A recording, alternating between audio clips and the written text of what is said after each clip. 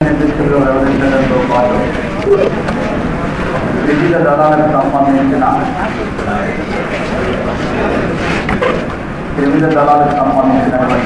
అధిపతులను నియామకం వివిధ దళాలనగా వైమానిక దళం, నావికా దళం మరియు పదాతి దళం. ఈ వివిధ దళాలకు సంబంధించినటువంటి అధిపతులను నియామకం చేస్తారు. ఒకటి సర్వసైన్య శక్తిలో వ్యవహరిస్తారు. రెండు వివిధ దళాలకు చెందిన అధిపతుల నియామకం చేస్తారు. మూడవ అంశం ఏంటంటే ఈ వివిధ దళాలను సమన్వయపరిచేటటువంటి కమాండర్ ఇన్ చీఫ్ను కూడా నియామకం చేసే అధికారం రాష్ట్రపతి. ఇక చివరిగా సర్వసైన్య శక్తులుగా భారత రాష్ట్రపతి విదేశాలలో యుద్ధాన్ని ప్రకటించే అధికారం ఉంటుంది. అదేవిధంగా విరమించేటటువంటి అధికారం కూడా భారత రాష్ట్రపతి కలిగి ఉంటారు. సో ఈ 4 అంశాలు గుర్తుంది. ఒకటి సర్వసైన్యాధ్యక్షుడు, 2 వివిధ దళాల అధిపతుల నియామకం చేస్తారు. 3 ఈ సైన్యానికి సంబంధించినటువంటి కమాండర్ ఇన్ చీఫ్ అంటే 3 దళాలను కూడా సమన్వయపరిచేటటువంటి అధిపతిని నియామకం చేస్తాడు. చివరిగా 4వ అంశం ఏంటంటే విదేశాలతో యుద్ధాన్ని ప్రకటించే అధికారం కానీ విరమించేటటువంటి అధికారం కానీ భారత రాష్ట్రపతి కలిగి ఉంటారు. వీటిని మనం రాష్ట్రపతి యొక్క ఏ అధికారులుగా పేర్కొంటాము? సైనిక అధికారులుగా పేర్కొంటాం. తర్వాత భారత రాష్ట్రపతికి దౌత్యపరమైనటువంటి అధికారాలు కూడా ఉంటాయి.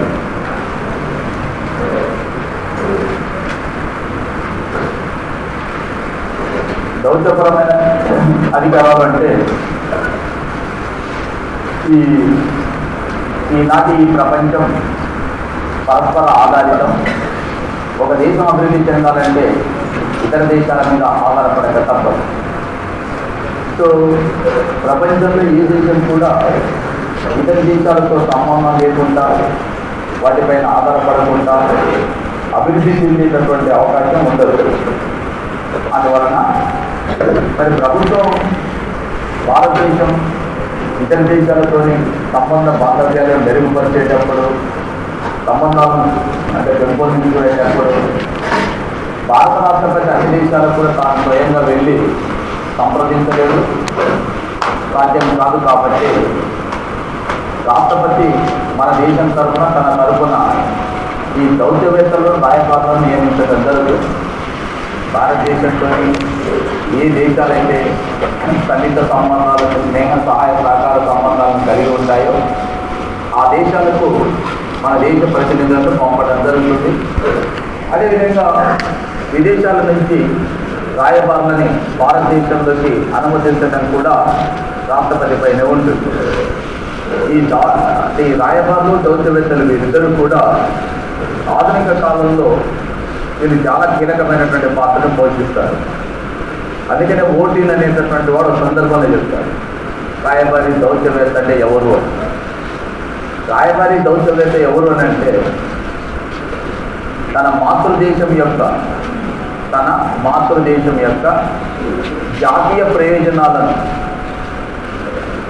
కాపాడటం కోసం, సంరక్షించడం కోసం, తన మాతృదేశం యొక్క జాతీయ ప్రయోజనాలను సంరక్షించడం కోసం, అభివృద్ధి పరచడం కోసం విదేశాలలో అందమైన అబద్ధాలు ఆడటానికి పంపినటువంటి నిజాయితీ పరుడే దౌత్యవేత్త.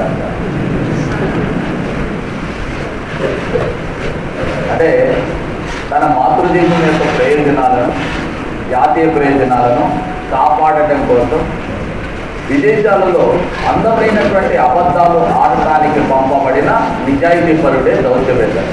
అంటే ఇక్కడ అందమైన అబద్ధాలు తన కోసం కాదు, తన మాతృదేశం యొక్క జాతీయ ప్రయోజనాలను మరియు ఆ దేశం యొక్క అంటే మాతృదేశం యొక్క ప్రయోజనాలనే జాతీయ ప్రయోజనాలు, వాటిని సంరక్షించడం కోసం అబద్ధాలు ఆడుతున్నాడు తప్ప తన కోసం కాదు. ఆ అబద్ధాలు ఆడటానికి పంపిన నిజాయితీ పరుడు దేశం కోసం వెళ్ళినటువంటి వాడిగా మనం చూపించాలి. సో విదేశాలలో భారత రాయబారులను, దౌత్యవేత్తలను నియమించేటటువంటి అధికారం రాష్ట్రపతికి ఉంటుంది. అదేవిధంగా విదేశీ రాయబారులు భారతదేశం వచ్చినప్పుడు కూడా మొట్టమొదట వారు కలిసేది భారత రాష్ట్రపతి. విదేశీ రాయబారి ఎవరైనా సరే భారతదేశం రాగానే తను కలుసుకునేది భారత రాష్ట్రపతిని. కలుసుకొని తన నియామక పత్రాన్ని ఇవ్వడం జరుగుతుంది. ఒకవేళ తను నియమించినటువంటి పత్రం ఏదైతుందో అది ఇవ్వడమే కాకుండా తనను ఈ దేశంలోకి అనుమతించకపోవడం అనేది రాష్ట్రపతి యొక్క ఇష్టం పైన ఆధారపడి ఉంటుంది.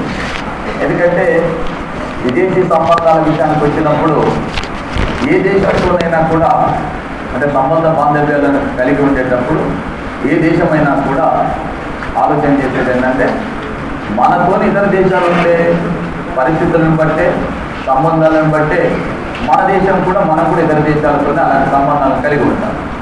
మన రాయబారులను దౌత్యవేత్తలను ఏ దేశం అయితే అనుమతిస్తుందో ఆ దేశానికి సంబంధించిన రాయబారులను దౌత్యవేత్తలను కూడా మన దేశంలోకి అనుమతించడం జరుగుతుంది. అయితే అనుమతించేటటువంటి సందర్భంలో కూడా భారత రాష్ట్రపతి యొక్క ఆమోదాన్ని అనుసరించి వాళ్ళ దేశంలో నివసించాల్సి ఉంటుంది. కొన్ని సందర్భాలలో విదేశాలతో యుద్ధం వంటి పరిస్థితులు నెలకొన్నాయి. యుద్ధం వంటి పరిస్థితులు నెలకొన్నప్పుడు ఏ రాయబారినైనా కూడా భారతదేశాన్ని వదిలి వెళ్ళిపోమని చెప్పి ఆదేశించే అధికారం కూడా రాష్ట్రపతికి ఉంటుంది. ఇప్పుడు కార్గిల్ యుద్ధం జరిగేటప్పుడు పాకిస్తాన్ భారతదేశానికి సంబంధించినటువంటి 10 మంది రాయబారులని దౌత్యవేత్తలని ఆ దేశం నుంచి బహిష్కరించి మీరు వెళ్ళిపోండి అని చెప్పడానికి 2 కారణాలు ఉంటాయి. ఒకటేమో ఈ రాయబారుల దౌత్యవేత్తలు ఈ యుద్ధం జరిగేటప్పుడు ఈ దేశానికి సంబంధించిన రహస్యాలని వాళ్ళ దేశం చేరవేస్తారేమోనన్న అనుమానం ఒకటి. రెండోది ఏంటంటే ఈ యుద్ధం జరిగేటప్పుడు ప్రజలు రెచ్చిపోతే యుద్ధం వల్ల ఏమైనా నష్టం జరిగినప్పుడు ఈ రాయబార్య కార్యాలయాల మీద దాడులు చేసి వాళ్ళకి ఏమైనా హాని జరిగితే అంతర్జాతీయంగా అప్రతిష్ట పాలవుతుంది. ఏ దేశమైనా రాయబారులకు దౌత్యవేత్తలకు చాలా గట్టి భద్రత కల్పించాల్సి ఉంటుంది. అంటే మన భరోసామని ఏంటంటే వాళ్ళు ఇక్కడికి వచ్చినారు కాబట్టి నీకేం జరుగుతుందో నాకేం సంబంధం లేదనేది ఉండకూడదు. కాబట్టి తప్పనిసరిగా ఇలాంటి దాడులు జరిగే ప్రమాదం ఉంటుంది. కాబట్టి ఏ దేశంలో ఏం చేస్తుందంటే తన రాయబారులను దౌత్యవేత్తలని అంటే విదేశీ రాయబారులను దౌత్యవేత్తలని దేశం వదిలి వెళ్ళిపోమని చెప్పి చెప్తుంది. అలాగే కార్గిల్ యుద్ధం జరిగేటప్పుడు పాకిస్తాన్ భారతదేశానికి సంబంధించిన 10 మంది రాయబారులను దౌత్యవేత్తలను తమ దేశం వదిలి వెళ్ళిపోమని చెప్పి త్వరగా భారతదేశం 12 మంది పాకిస్తాన్ రాయబారులను దౌత్యవేత్తలను మీరు దేశం వదిలి వెళ్ళిపోండి అని చెప్పి కూడా ఆదేశించడం జరిగింది. అలా దేశం వదిలి వెళ్ళిపోమని చెప్పి కోరే అధికారం కూడా రాష్ట్రపతికే ఉంటుంది. సో 3 విషయాలు. ఒకటేమో మన రాయబారులు దౌత్యవేత్తలు విదేశాల్లో నియామకం చేయడం. 2 విదేశీ రాయబారులు దౌత్యవేత్తలను భారతదేశం నుంచి అనుమతించడం. 3 ఏ రాయబారినైనా దౌత్యవేత్తలను దేశం వదిలి వెళ్ళిపోమని చెప్పి ఆదేశించడం. ఏవి చేసినా కూడా భారత రాష్ట్రపతి అలాంటి అధికారాన్ని కలిగి ఉంటారు. రైట్, వీటిని దౌత్యపరమైన అధికారాలు. ఓకే, ఇకపోతే ఇతర అధికారాలు.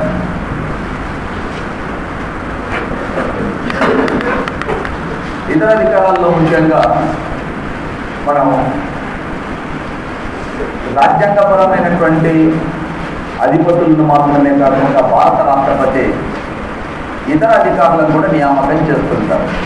ఉదాహరణకు సెంట్రల్ విజిలెన్స్ కమిషన్ దీనికి సంబంధించిన చైర్మన్ మరియు సభ్యులను భారత రాష్ట్రపతి నియామకం చేస్తారు. అంటే కమిషనర్స్ ఎవరైతే ఉంటారో వారిని నియమించేటటువంటి అధికారం రాష్ట్రపతి కలిగి ఉంటారు. అలాగే సమాచార హక్కు చట్ట కమిషన్ ఏదైతే ఉందో ఈ సమాచార హక్కు సంబంధించినటువంటి కమిషన్ ఏదైతే దాన్ని కమిషనర్స్ ప్రధాన మరియు ఇతర కమిషనర్లను కూడా భారత రాష్ట్రపతి నియామకం చేస్తారు. అలాగే మనకి ఎన్హెచ్ఆర్సీ ఉంటుంది, నేషనల్ హ్యూమన్ రైట్స్ కమిషన్. ఈ ఎన్హెచ్ఆర్సీకి సంబంధించిన చైర్మన్ మరియు ఇతర సభ్యులను కూడా భారత రాష్ట్రపతి నియామకం చేస్తారు. అదేవిధంగా ట్రిబ్యునల్స్ ఏవైతే ఉంటాయో పరిపాలనకు సంబంధించినటువంటి ట్రిబ్యునల్ల యొక్క చైర్మన్లను భారత రాష్ట్రపతి నియామకం చేస్తారు. రేపు ఏర్పాటు చేయబోయేటటువంటి లోక్పాల్ వ్యవస్థకు సంబంధించినటువంటి చైర్మన్ మరియు సభ్యులను కూడా భారత రాష్ట్రపతి నియామకం చేస్తారు.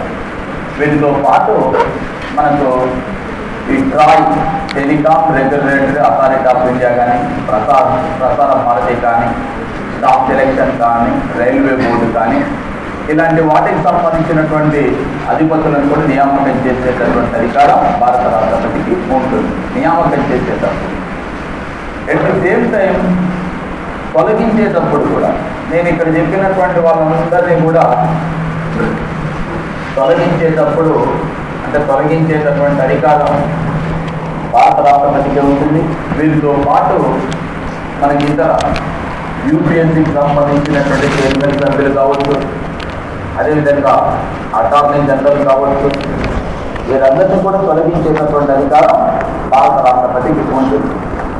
వీటితో పాటు దేశంలో వివిధ రాష్ట్రాలలో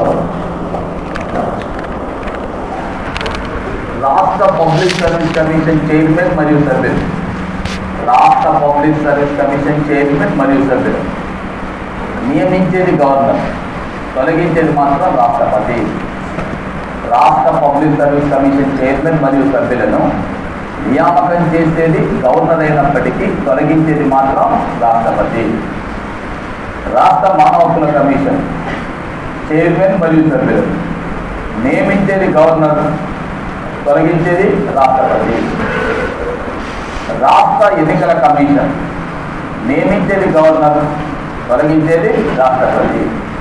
రాష్ట్ర లోకాయుక్త నియమించేది గవర్నర్, తొలగించేది రాష్ట్రపతి. ఇలా రాష్ట్రాలకు సంబంధించినటువంటి విషయాలలో కూడా నియమించేది గవర్నర్ అధికారాన్ని కలిగి ఉన్నప్పటికీ తొలగించేటటువంటి అధికారం మాత్రం ఎవరికి ఉంటుంది?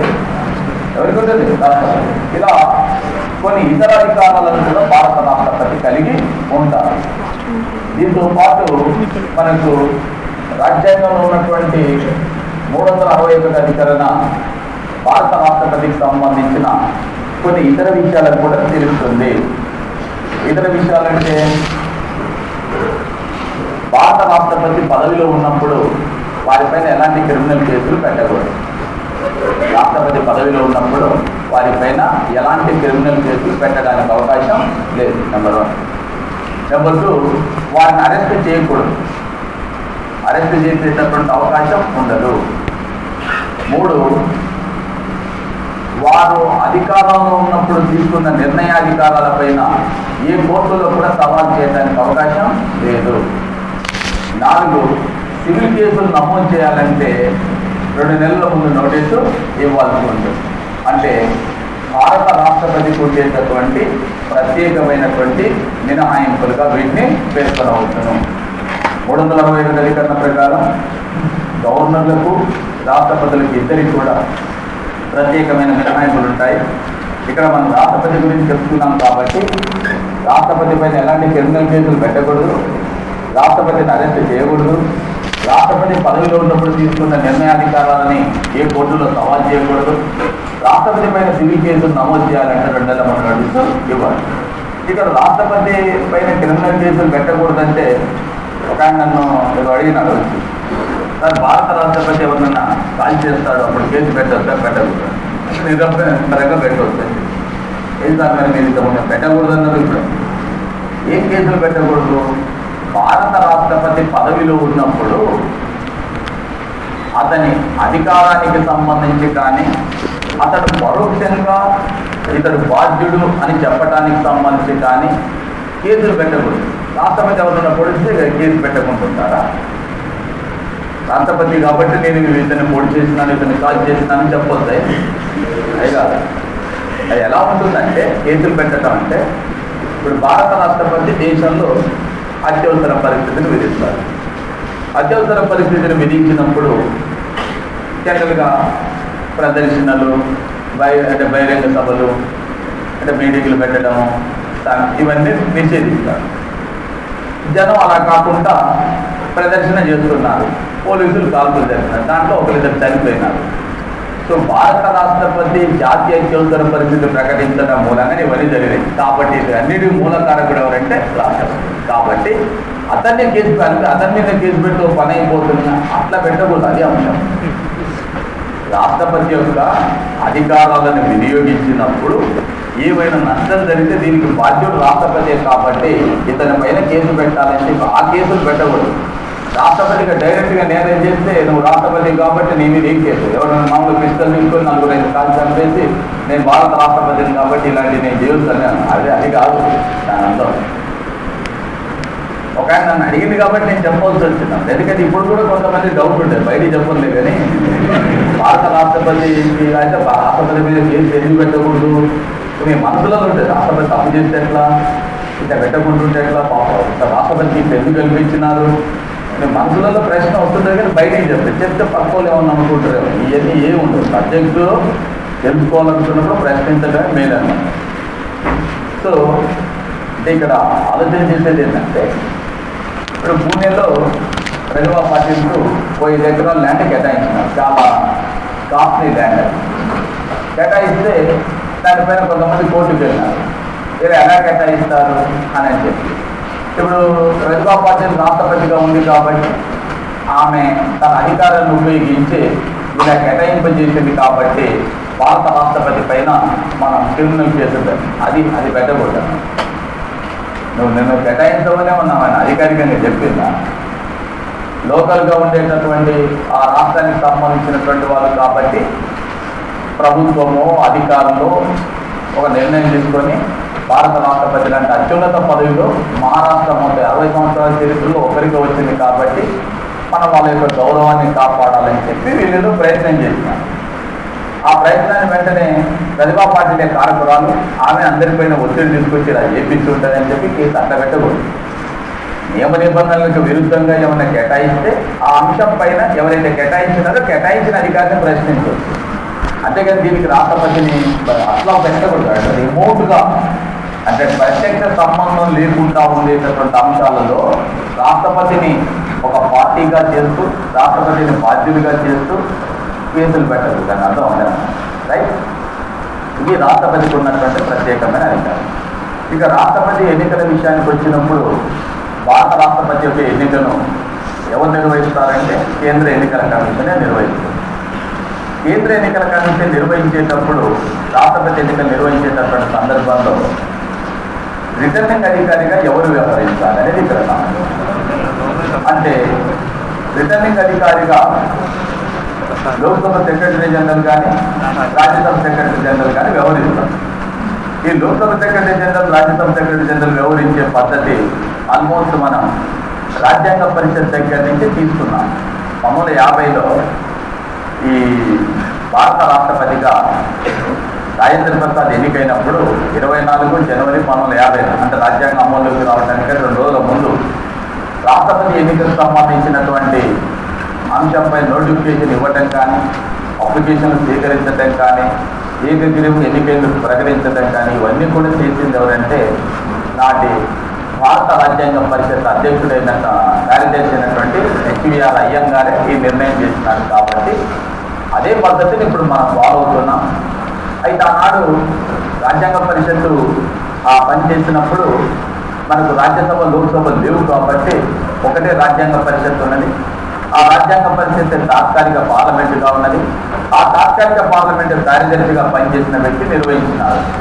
కానీ 1952 తర్వాత భారతదేశంలో పార్లమెంట్ ఏర్పడింది, రాజ్యసభ లోక్సభలు ఉన్నాయి. కాబట్టి ఇప్పుడు ఏం చేస్తున్నారంటే ఒకసారి రాజ్యసభ సెక్రటరీ జనరల్ దీనికి అంటే రిటర్నింగ్ అధికారిగా వ్యవహరిస్తాం, మరొకసారి లోక్సభ సెక్రటరీ జనరల్ రిటర్నింగ్ అధికారిగా వ్యవహరిస్తున్నారు. ఓకే, సో మరి 2007 తిరుమల ప్రతిభా పాటిల్ రాష్ట్రపతిగా ఎన్నికైనప్పుడు దీనికి రిటర్నింగ్ అధికారిగా పనిచేసినటువంటి వ్యక్తి ఎవరంటే PDT ఆచార్య లోక్సభ సెక్రటరీ జనరల్. 2012లో ఈ ప్రణబ్ ముఖర్జీ రాష్ట్రపతిగా ఎన్నికైనప్పుడు రిటర్నింగ్ అధికారిగా పనిచేసినటువంటి వ్యక్తి రాజ్యసభ సెక్రటరీ జనరల్ అయినటువంటి BK అగ్నిహోత్రి. ఓకే, అది రాష్ట్రంలో 1950లో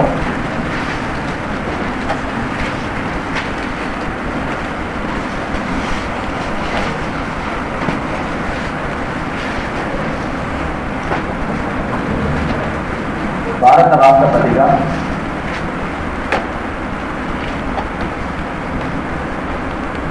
డాక్టర్ బాబు రాజేంద్ర ప్రసాద్,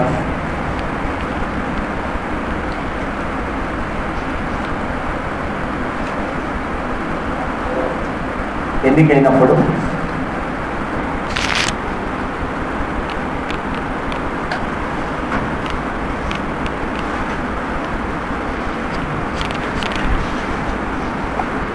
నాడు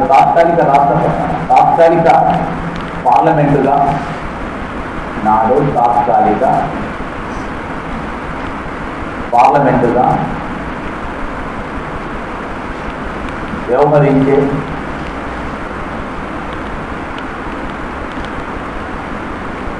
రాజ్యాంగ పరిషత్ యొక్క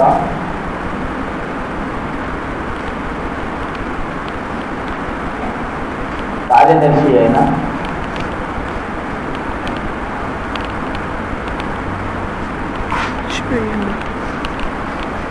హెచ్విఆర్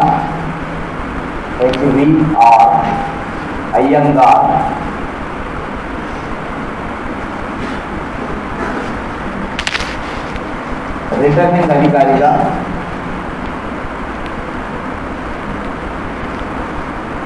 రిటర్నింగ్ అధికారిగా వ్యవహరించినారు.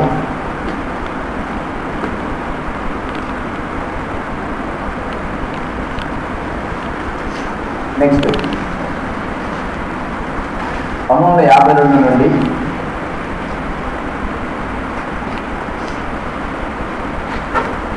రాష్ట్రపతి ఎన్నికల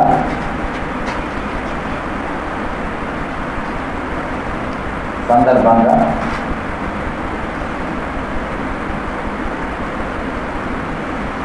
ఒకసారి లోక్సభ సెక్రటరీ జనరల్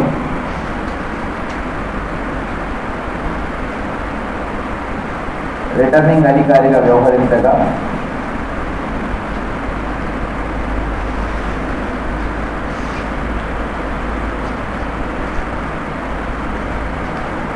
మరొకసారి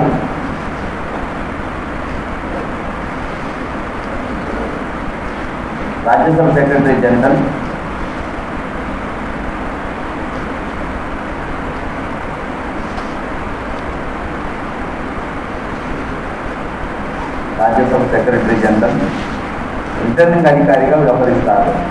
రిటర్నింగ్ అధికారిగా వ్యవహరిస్తారు.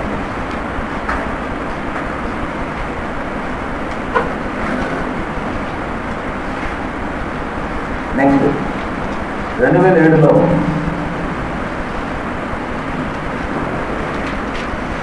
రిటర్నింగ్ అధికారిగా 2007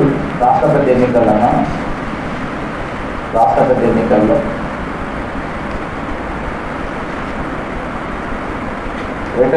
రిటర్నింగ్ అధికారిగా వ్యవహరించిన వారు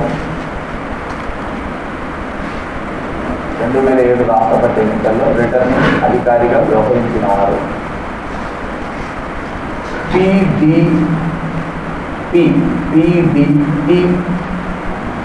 PDT ఆచారి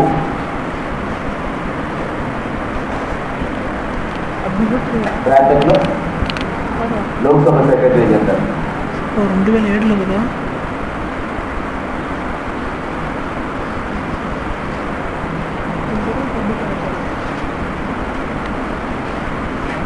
రిటర్నింగ్ అధికారిగా వ్యవహరించిన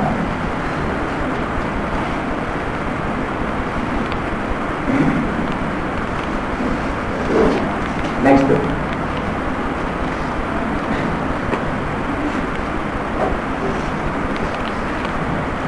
2012 రాష్ట్రపతి ఎన్నికల సందర్భంగా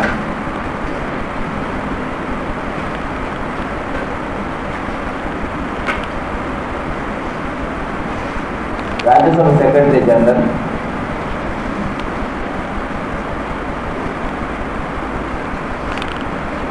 వికే అగ్నిహోత్రి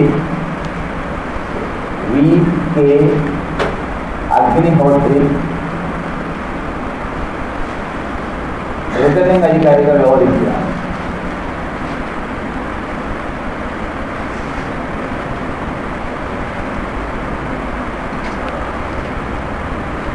నెక్స్ట్ 1990 42 నుండి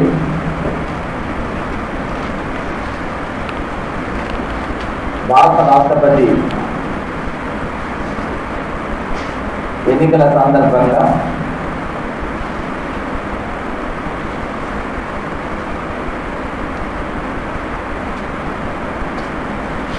ఏ రాజకీయ పార్టీ కూడా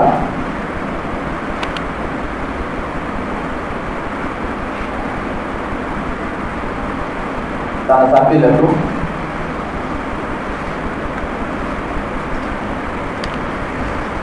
విప్పు జారీ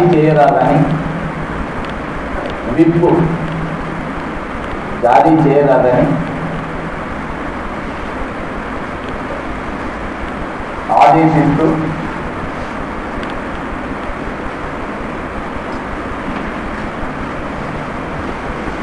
రాజకీయ పార్టీలకు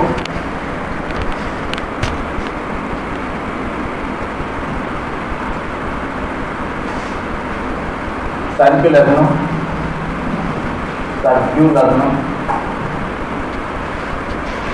జారీ చేసినారు.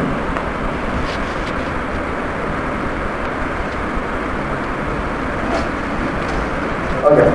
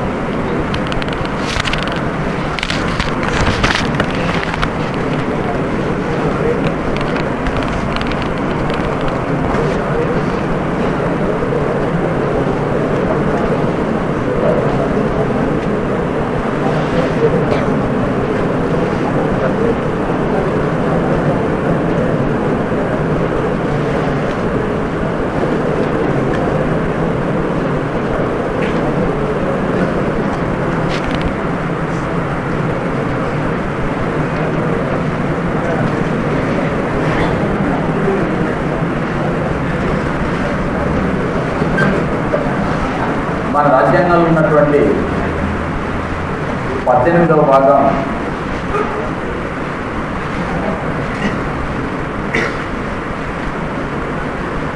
ఈ అత్యవసర పరిస్థితులకు సంబంధించినటువంటి అంశాల గురించి తెలుస్తుంది. అత్యవసర పరిస్థితులు వాటికి సంబంధించినటువంటి విషయాల గురించి ఈ 18వ భాగం వివరిస్తుంది. అయితే ఈ అత్యవసర పరిస్థితులు ఏ సందర్భంలో విధిస్తారు, ఎందుకు విధిస్తారు, దీనికి కారణాలు ఏంటివి, అత్యవసర పరిస్థితులు విధించినప్పుడు వచ్చేటటువంటి మార్పులు ఏమిటి, ఇవన్నీ కూడా ఒక పెద్ద ఇంపార్టెంట్ అయినటువంటి టాపిక్ ఇది. అందులోటి మొత్తం 18వ భాగం అంటే ఒక రాజ్యాంగానికి సంబంధించిన ఒక భాగాన్ని మొత్తం ఇక్కడ చర్చిస్తున్నాం. భారత రాజ్యాంగంలో ఉన్నటువంటి భాగాలలో ఒక భాగం మొత్తాన్ని కూడా ఈ అత్యవసర పరిస్థితులకు సంబంధించినటువంటి అంశాల్లో చర్చిస్తున్నాం. వాస్తవానికి అత్యవసర పరిస్థితులకు సంబంధించి 1935 భారత ప్రభుత్వ చట్టం నుండి వీటిని గ్రహించడం జరిగింది, యాక్చువల్. అయితే ఎందుకు యాక్చువల్ నైట్ అని చెప్తున్నామంటే 1935 భారత ప్రభుత్వ చట్టంలో 107వ సెక్షన్, ఇప్పుడు భారత రాజ్యాంగంలో ఉన్నటువంటి 352 అధికరణ, ఈ రెండు కూడా జిరాక్స్ కాపీని 1 and 6 ఒకే అంశాన్ని అక్కడ ఇక్కడ ప్రస్తావించినాము. కాకుండా అక్కడేమో 107వ సెక్షన్ అని చెప్పినాము, ఇక్కడ 352 అధికరణాలు ఉన్నాయి. ఎందుకని అంటే విదేశాలతో యుద్ధం వచ్చినప్పుడు కానీ, లేక విదేశీ దురాక్రమణ జరిగినప్పుడు కానీ, లేక దేశంలో అల్లకల్లుల పరిస్థితి నెలకొన్నప్పుడు కానీ నాటి గవర్నర్ జనరల్ దేశంలో జాతీయ అత్యవసర పరిస్థితిని విధించవచ్చును అని రాయబడింది. ఎక్కడ? 107 అధికరణ 1930 భారత ప్రభుత్వ చట్టంలో. మరి ఇప్పుడు భారత రాజ్యాంగంలో 352 అధికరణ ఏం చెప్తుంది అంటే భారతదేశంలో విదేశీ దురాక్రమణకు గురైనప్పుడు లేక విదేశాలకు యుద్ధం సంభవించినప్పుడు దేశంలో సాయుధ తిరుగుబాటు జరిగినప్పుడు, ఇప్పుడున్నది కానీ సాయుధ తిరుగుబాటు కూడా వస్తున్నది కదా ఇప్పుడు నేను చెప్తాను దాని గురించి.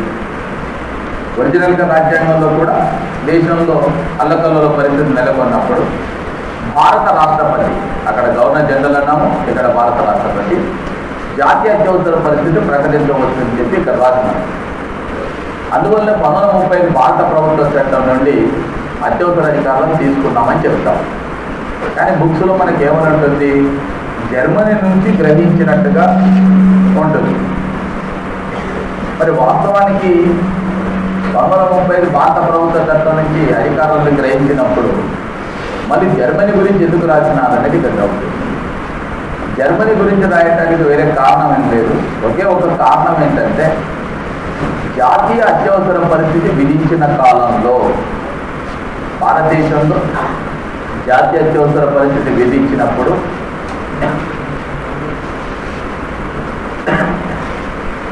ఎలాంటి మార్పులు వస్తాయి? జాతీయ అత్యవసర పరిస్థితిని విధించే విధానము, విధించినప్పుడు వచ్చే మార్పులు, ఈ రెండు కూడా మనం జర్మనీని ఫాలో అయినాం. వేరే ఏం లేదు.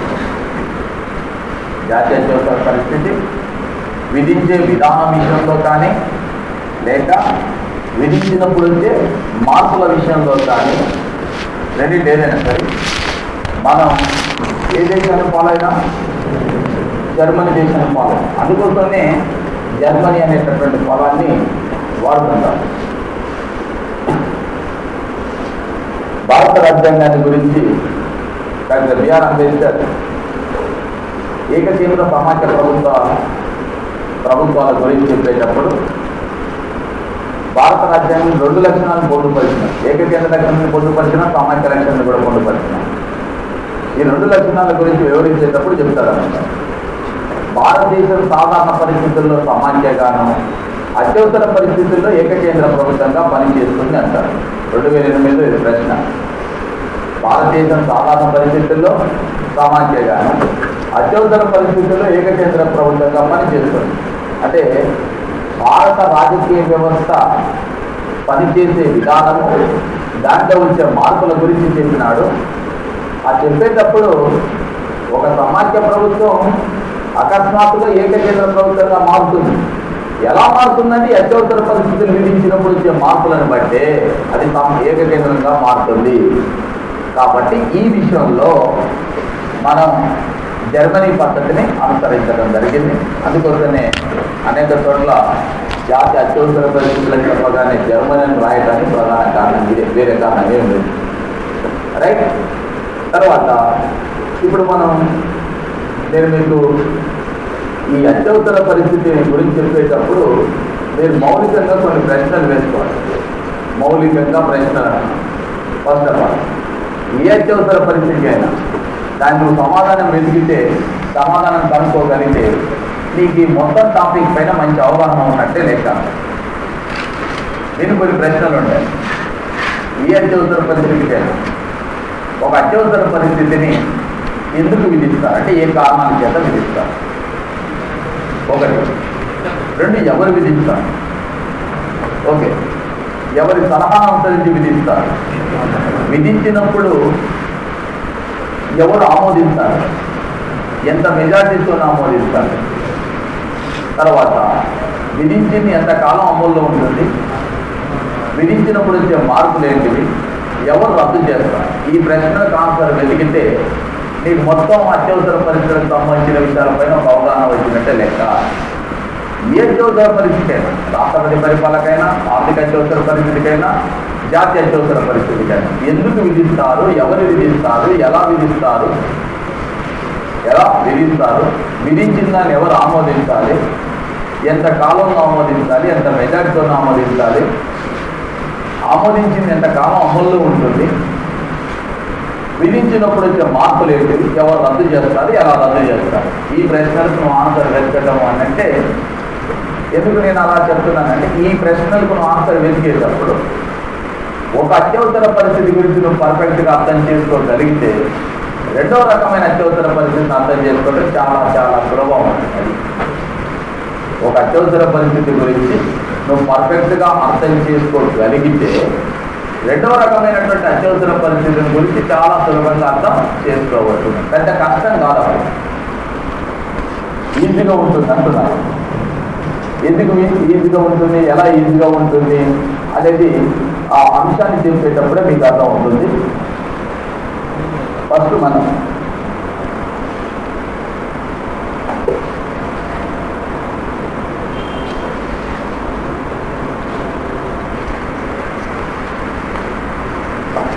జాతీయ అత్యవసర పరిస్థితిని ఏ కారణాల చేత విధిస్తారు అంటే విదేశీ దురాక్రమణ, విదేశాలతో యుద్ధం,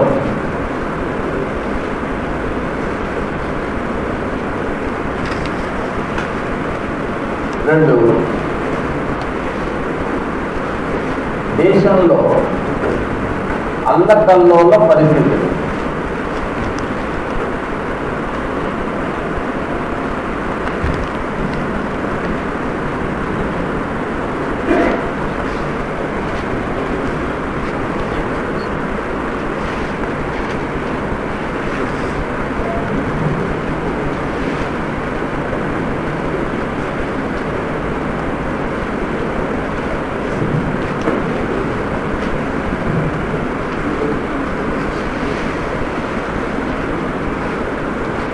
ఒరిజినల్గా రాజ్యాంగంలో ఉన్నది మాత్రం విదేశాలతో యుద్ధం సంభవించినప్పుడు లేక దేశం మన విదేశీ దురాక్రమణ జరిగినప్పుడు విదేశీ కారణాలు.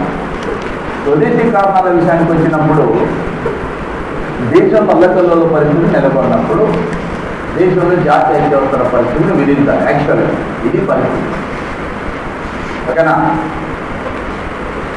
కానీ 1978లో జనతా ప్రభుత్వం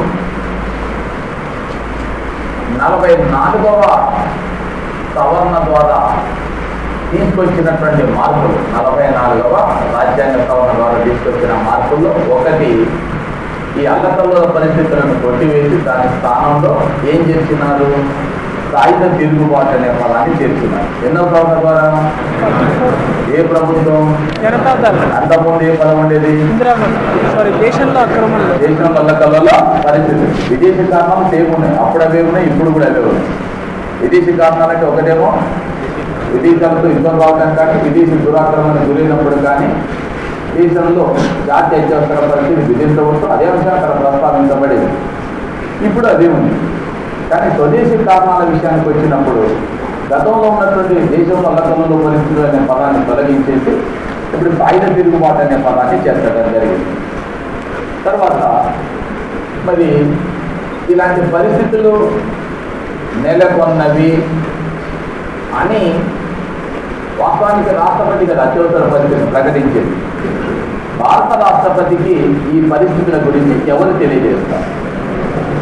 పార్లమెంట్ సార్. ఎవరు తెలియజేస్తారు అంటే మనకు కేంద్ర క్యాబినెట్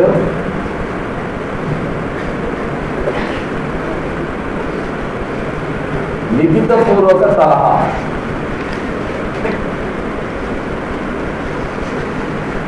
ఇవ్వాలి.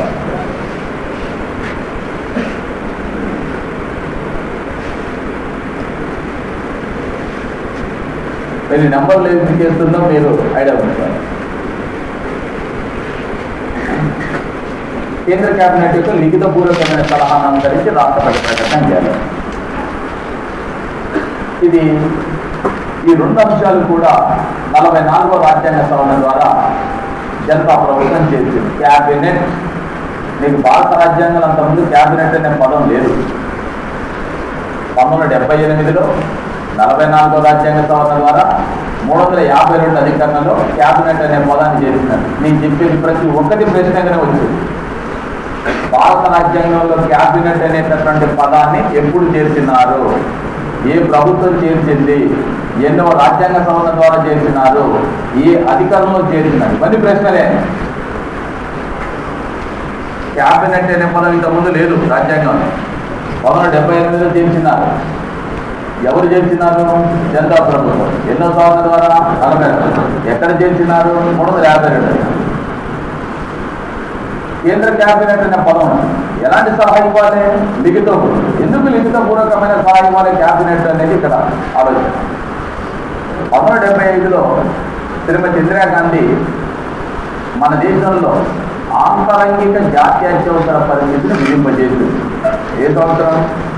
1977. ఎవరు? ఆ టైంలో ఇందిరాగాంధీ భారత రాష్ట్రపతి అయినటువంటి ఫక్రుద్దీన్ అలీ అహ్మద్ దగ్గరకు అంటే రాష్ట్రపతి భవన్కు వెళ్ళి ఆమె ఒక ప్రధానమంత్రి హోదాలో సింపుల్గా ఫక్రుద్దీన్ అలీ అహ్మద్కు చెప్పి భారతదేశంలో ఆంతరంగిక జాత్యత్యవసర పరిస్థితిని విధింపజేసింది. ఈ ఆంతరంగిక జాత్యత్యవసర పరిస్థితిని విధింపజేసిన అంశం దేశంలో చాలా తీవ్ర విమర్శలకు గురైంది. భారత రాష్ట్రపతి గురైనాడు, ఇందిరాగాంధీ కూడా గురి కావడం జరిగింది. ఎందుకని అంటే ఈ ఇందిరాగాంధీ ప్రధానమంత్రిగా వెళ్ళి చెప్పటాన్ని వెంటనే రాష్ట్రపతి ఆమోదించేదో ఇది విమర్శలకు గురైనాడు. కారణం విషయం ఏంటంటే మీకు భారత రాజ్యాంగంలో ప్రధానమంత్రి పదవి గురించి ఎక్కడ కూడా సపరేట్గా ఏ అధికారంలో ఉండదు. భారతదేశ ప్రధానమంత్రిని గురించి రాజ్యాంగం మొత్తంలో కూడా ఎక్కడ ఒంటరిగా సపరేట్గా ఉండదు. ప్రధానమంత్రి పదవి అనే పేరు ఉన్నది అని అంటే దాని వెంటనే కేంద్ర మంత్రి మండలి అని ఉంటుంది. ప్రధానమంత్రి అధ్యక్షతన ఉండే మంత్రి మండలి అనే పదం ఉంటుంది తప్ప ఎక్కడ ప్రధానమంత్రి అనేటటువంటి పదవి గురించి ఒంటరిగా పేర్కొనలేదు. దీనికి కారణం ఏమై ఉండవచ్చు చెప్పండి? నేను చెప్పిన దానికి కారణం ఏమై ఉండవచ్చు?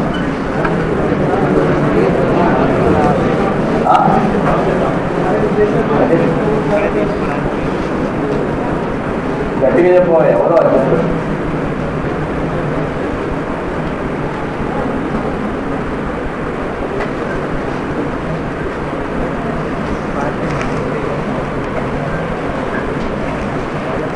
ఓకే, ఇంకా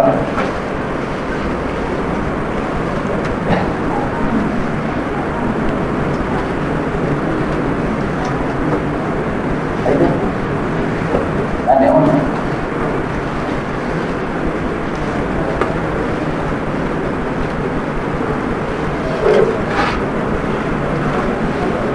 గట్టిగా భారతదేశం ఏ ప్రభుత్వ విధానాన్ని అనుసరిస్తుంది? పార్లమెంటరీ ప్రభుత్వం ఏ సూత్రంపై ఆధారపడి పనిచేస్తుంది?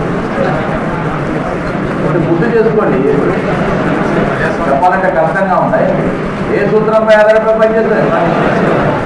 మరి సమిష్టి బాధ్యత సూత్రంపై ఆధారపడి పనిచేసేటటువంటి ప్రభుత్వంలో ప్రభుత్వానికి సంబంధించినటువంటి ఒక ప్రధానమంత్రి ఇచ్చినటువంటి సలహా, వ్యక్తిగతమైనటువంటి సలహా క్రైటీరియా తీసుకోవాలన్నా ప్రధానమంత్రి నేతృత్వంలో ఉన్నటువంటి మంత్రి మండలి ఇచ్చిన సలహా తీసుకోవాలి. నేను మీకు ముందు చెప్పింది దానికే. మీరేంటంటే నేను బాగా వివరణ ఉండాలి, అర్థంగా ఉండాలన్న ఉద్దేశంతో నేను విపులంగా చెప్పే ప్రయత్నం ఎంత చేస్తానో మీరు అట్టెట్లా అర్థం చేసుకుంటాం? మేము కఠినంగా చెప్పండి, అప్పుడు అర్థం చేసుకుంటాను. నేను ఫస్ట్ దానికోసం భారత రాజ్యాంగంలో ఎక్కడ కూడా ప్రధానమంత్రి ఒక్కరి గురించి ఉండదు. మీరు ఏ అధికారాన్ని తీసుకోండి, ప్రధానమంత్రి గురించి సింగిల్గా ఎక్కడ ప్రస్తావించబడదు. ఎక్కడైనా ఏముంది ప్రస్తావించబడుతుంది? ప్రధానమంత్రి, మంత్రి మండలి. మీరు ఎక్కడైనా తీసుకోండి, ప్రధానమంత్రి, మంత్రి మండలి అంటే ఈ ప్రధానమంత్రి అధ్యక్షుడు మంత్రి మండలి సమిష్టి బాధ్యతా సూత్రాన్ని అనుసరించి పనిచేస్తుంది. మరి భారత రాష్ట్రపతికి పరిపాలన సలహాలు సహాయాన్ని ఇచ్చేటప్పుడు ప్రధానమంత్రి అధ్యక్షుడైన మంత్రి మండలి ఉంటుందని రాసినామా, లేకపోతే భారత రాష్ట్రపతికి పరిపాలన వ్యవహారాల్లో సలహాలు సూచనలు చేయడం కోసం ప్రధానమంత్రి ఉంటాడని రాసినారా? ప్రధానమంత్రి అధ్యక్షుడుగా మంత్రి మండలి. 74(1) అధికారం ఏం చెప్తుందండి? There shall be a cabinet under the leadership of the prime minister who will aid and advise the president of India while carrying the Indian administration. భారతదేశ పరిపాలన నిర్వహణలో భారత రాష్ట్రపతికి సలహాలు సహాయాన్ని అందివ్వడం కోసం ప్రధానమంత్రి అధ్యక్షుడు ఒక మంత్రి మండలి ఉంటుందని రాసినామా, ప్రధానమంత్రి ఒక్కడే ఉంటారని రాసినా. మరి ఇక్కడ 1975లో శ్రీమతి ఇందిరాగాంధీ ప్రధానమంత్రి ఒక్కరిగా వెళ్ళి భారత రాష్ట్రపతికి సింగిల్ గా చెప్పినప్పటికీ కూడా భారతదేశంలో జాతీయ అత్యవసర పరిస్థితిని విధించడం అనేది భారత రాజ్యాంగంలో పేర్కొన్నటువంటి సమిష్టి బాధ్యతా సూత్రానికి వ్యతిరేకమని చెప్పి, ఇది ఉండకూడదని చెప్పి అనేక మంది రాజ్యాంగ నిపుణులు, న్యాయ నిపుణులు తీవ్ర విమర్శలకు గురి చేసినటువంటి నేపథ్యంలో జనతా పార్టీ అధికారంలోకి రాగానే 44వ రాజ్యాంగ సవరణ ద్వారా తీసుకొచ్చినటువంటి మార్పు ఏమిటంటే, ఇప్పటి నుంచి భారతదేశంలో జాతీయ అత్యవసర పరిస్థితిని విధించాలంటే ప్రధానమంత్రి అధ్యక్షుడు ఉండేటటువంటి మంత్రి మండలి అయినటువంటి కేంద్ర క్యాబినెట్ లిఖితపూర్వకమైన సలహా ఇచ్చినప్పుడు మాత్రమే భారత రాష్ట్రపతి ప్రకటన చేయాలి. ఆ రోజున ఇందిరాగాంధీ సింగిల్ గా వెళ్ళి చెప్తేనే రాష్ట్రపతి చేసినారు. ఇది పార్లమెంటరీ ప్రభుత్వ సూత్రానికి, సమిష్టి బాధ్యతా సూత్రానికి వ్యతిరేకం కాబట్టి ఇప్పటి నుంచి రాష్ట్రపతి అలా ప్రకటన చేయకూడదు. సమిష్టి బాధ్యతా సూత్రం ప్రకారం కేంద్ర కేబినెట్ లిఖితపూర్వకమైన సలహా ఇచ్చినప్పుడు మాత్రమే చేయాలని మార్పులు తీసుకురావడం జరిగింది. ఇది ఏదో మార్పు? 1, 2, 3 మూడే ఉంది. ఎన్ని మార్కులు వచ్చినాయి? 3 మార్కులు. ఎన్నో సవరణ ద్వారా? నేను ఇది చెప్పిందంటే దీంతో నా బాధ ఉండిపోతాను. ఏం బాధ అంటే, వాడు అడిగేటప్పుడు 44వ రాజ్యాంగ సవరణతో సంబంధం లేని అంశమని అడుగుతున్నాను. అత్యవసర పరిస్థితులకు సంబంధించి 44వ రాజ్యాంగ సవరణతో సంబంధం లేని అంశం అని 5-6 సవరణలు చేసిన దీంట్లో సంబంధం లేని అంశం అంటే 3 సవరణలు సంబంధం ఉన్న అంశాలు ఇచ్చి 1 సంబంధం లేని సవరణ ఇస్తున్నాడు. మీకు సింగిల్గా ఒకే అంశంపై ప్రశ్న లేవచ్చు. 44వ రాజ్యాంగ సవరణ ద్వారా క్యాబినెట్ అనే పదాన్ని ఏ అధికారంలో చేర్చున్నారని అడగవచ్చు. లేదా ఎన్నో రాజ్యాంగ సవరణ ద్వారా భారత రాజ్యాంగంలో క్యాబినెట్ అనే పదాన్ని చోటు తగ్గి. ఎందుకంటే ఈ ప్రశ్నలు ఎలా ఉంటాయంటే, మనం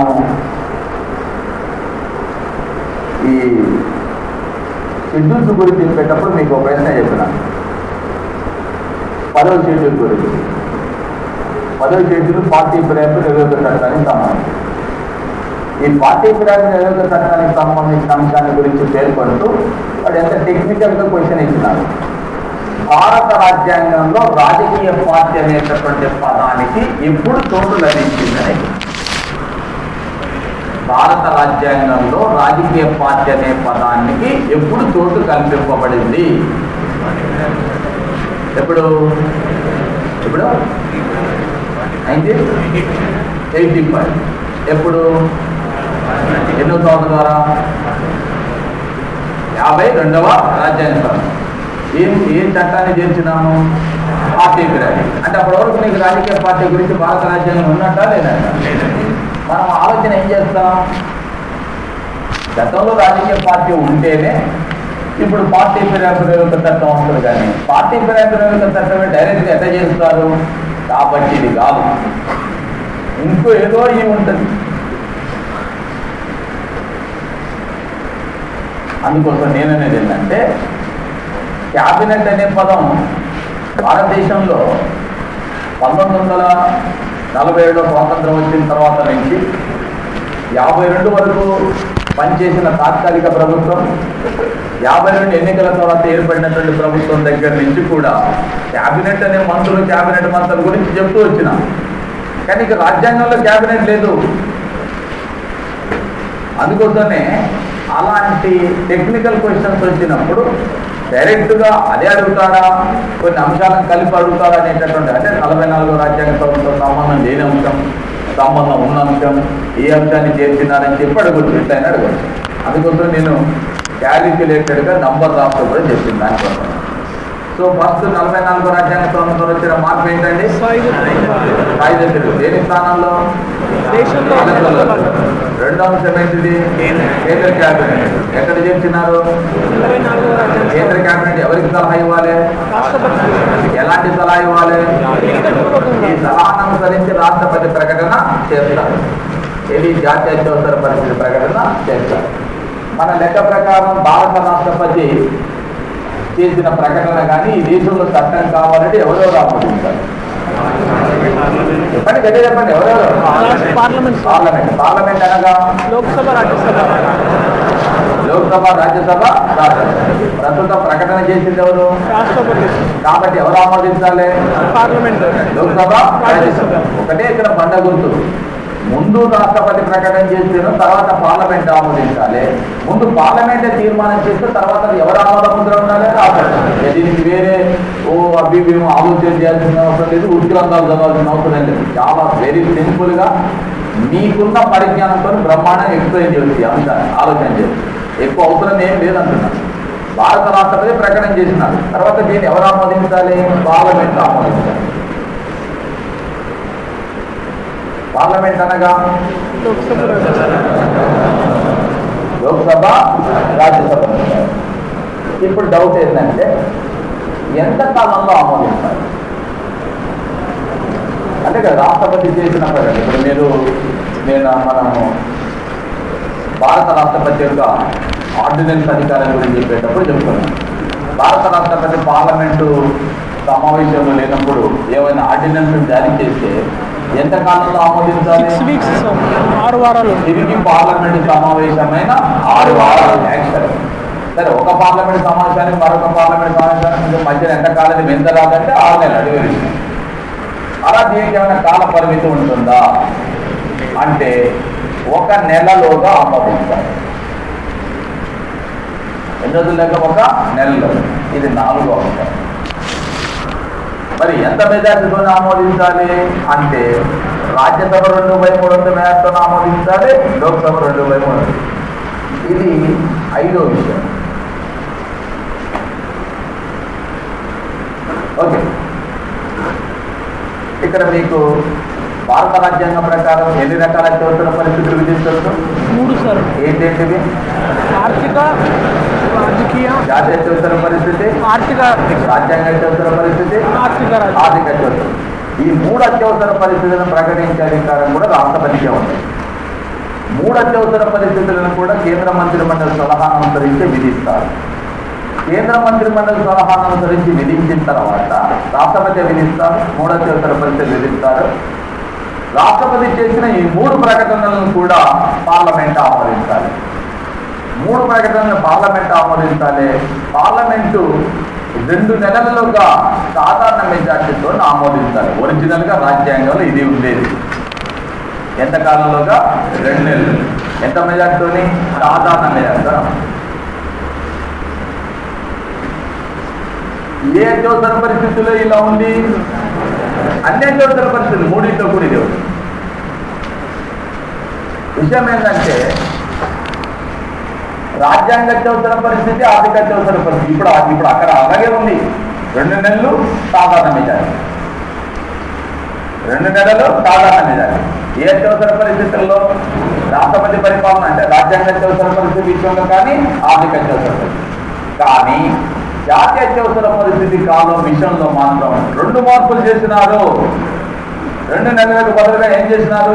1 నెల చేసినారు. 2/3 సాధారణ మెజార్టీకి బదులుగా 2/3 ఆమోదించారు. ఈ 2 మార్పులు వచ్చింది. సో ఇప్పుడు ఎన్ని మార్పులు వచ్చినాయండి? 5 మార్పులు వచ్చింది. ఏ సవరణ ద్వారా? ఎంత కాలంలో ఆమోదించాలి? ఎంత మెజార్టీతో ఆమోదించాలి?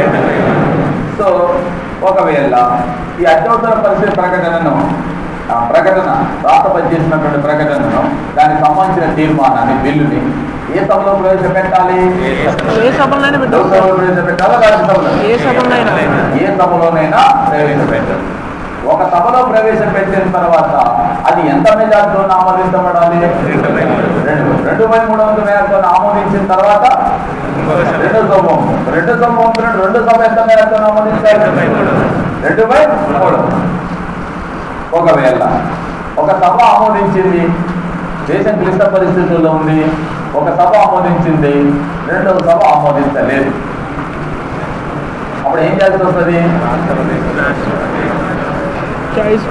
ఉభయ సభల సంయుక్త సమావేశాన్ని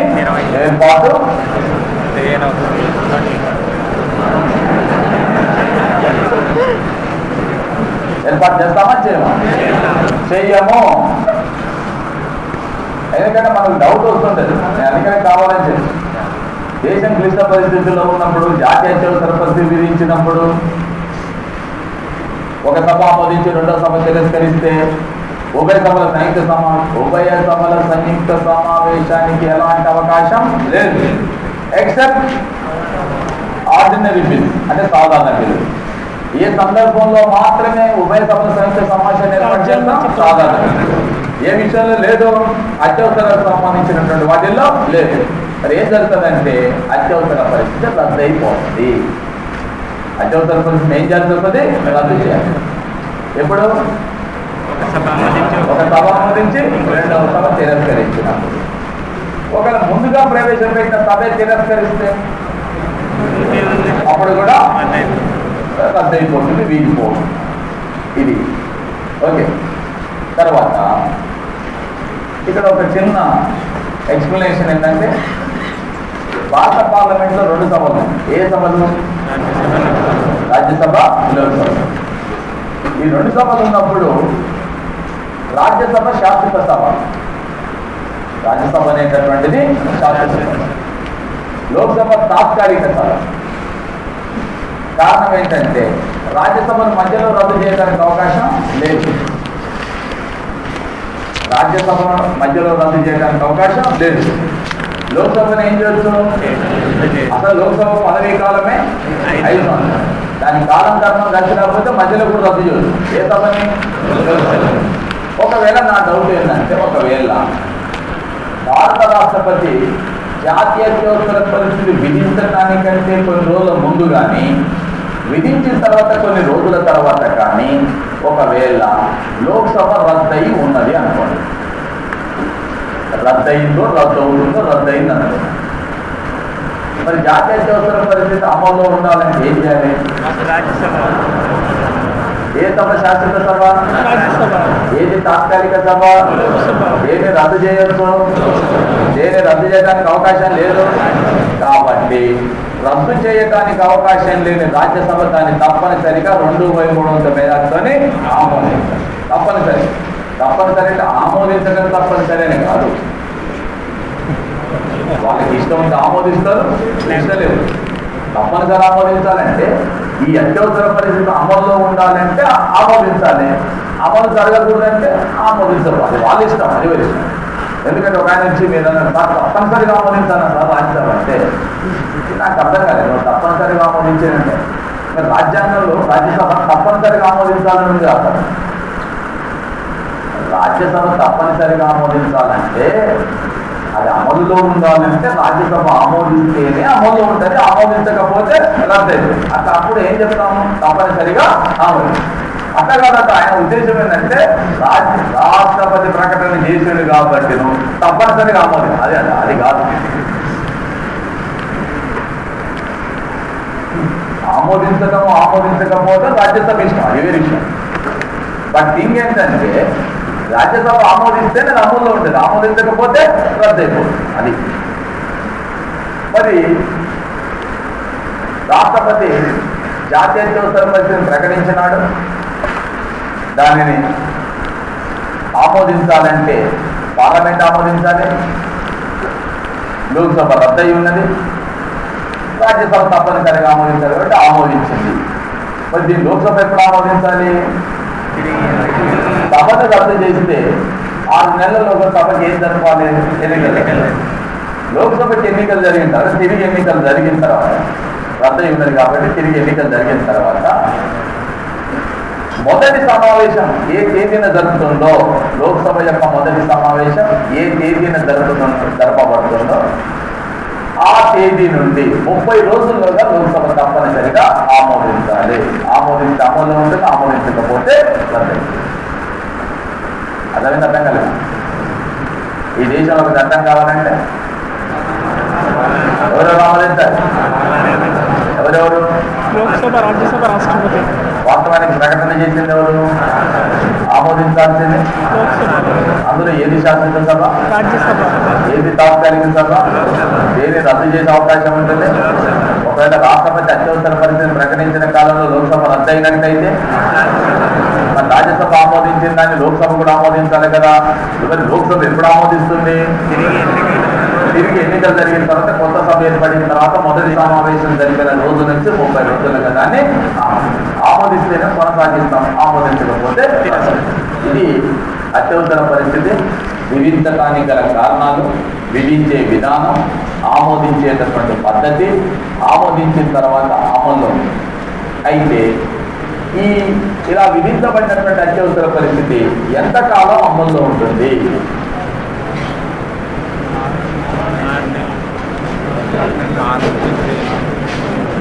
ఏంటి? ఎంతకాలం అమల్లో ఉంటుంది? 6 వారాలు అంటున్నది. 6 నెలలు అన్నది ఎంతకాలం ఉంటుంది? 6 నెలలు. ఒక 6 నెలల తర్వాత కూడా పరిస్థితి కుదుట పడదు. అప్పుడు మళ్ళీ పార్లమెంట్ తీర్మానం ఆమోదించి మళ్ళీ 6 నెలలు పొడిగించారు. ఒకవేళ అప్పటి కుదుట పడకపోతే మళ్ళీ తీర్మానం చేస్తారు. ఎలా ఎంతకాలం పొడిగించవచ్చు? గరిష్టంగా 3 years. గరిష్టంగా 8 సంవత్సరాల వరకు. 3, 2, 1 ఏది లేదు. ఎంతకాలమైనా పొడిగించవచ్చు. 4 గంటలు. ఎంతకాలమైనా పొడిగించవచ్చు. జాతీయ అత్యవసర పరిస్థితికి గరిష్ట కాల పరిమితి లేదు. జాతీయ అత్యవసర పరిస్థితికి గరిష్ట కాల పరిమితి లేదు. ఇక్కడ మీకు ఒక 2 ముఖ్యమైన అంశాలు చెప్పాలి. ఈ అత్యవసర పరిస్థితి రాష్ట్రపతి ప్రకటన చేస్తారు. ప్రకటించిన తర్వాత ప్రకటించగానే అమల్లోకి వస్తుందా, లేక పార్లమెంట్ ఆమోదించిన తర్వాత అమల్లోకి వస్తుందా? పార్లమెంట్ ఆమోదించిన తర్వాత అమల్లోకి రాదు, ప్రకటించగానే వస్తుంది. దీని లెక్క అనుకోవచ్చు. నేను అట్లా చెప్తున్నానంటే ఏదో అని. దాదాపుగా సారాంశం పైన ప్రశ్న వచ్చినప్పుడు మీకున్న అవగాహన ఏంటంటే, నేను చాలామంది 90% ఆఫ్ ది కొద్ది మంది మాత్రమే సీరియస్ అబ్జర్వ్ చేస్తుంటారు. 352 అధికారణ కేంద్ర మంత్రి మండలి సూచిస్తుంది, రాష్ట్రపతి ప్రకటిస్తారు, పార్లమెంట్ అమల్లో ఉంటేనే. ఇక నాకు వచ్చిందండి దాంట్లో ఉన్న సమస్యలు అవే. ప్రకటించగానే అమల్లోకి వస్తుంది. ఓకేనా? మరి 6 నెలలు ఎప్పటి నుంచి 6 నెలలు? రాష్ట్రపతి ప్రకటన చేసినప్పటి నుంచి 6 నెలల, లేక పార్లమెంట్ ఆమోదించినప్పటి నుంచి 6 నెలలు?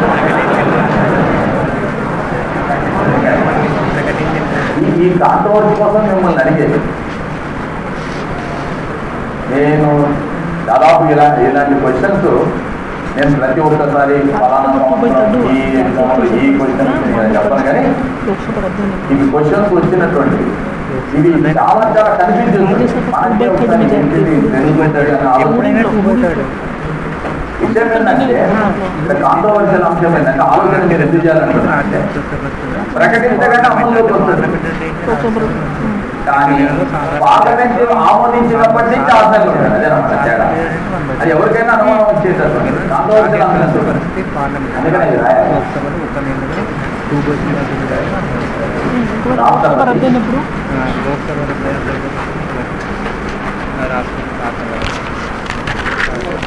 జాతీయ అత్యవసర పరిస్థితి ప్రకటన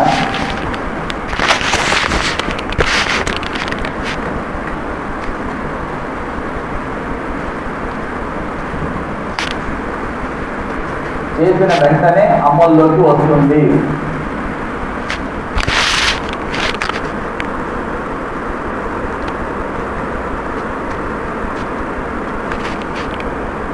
నెక్స్ట్, రాష్ట్రపతి యొక్క ప్రకటనను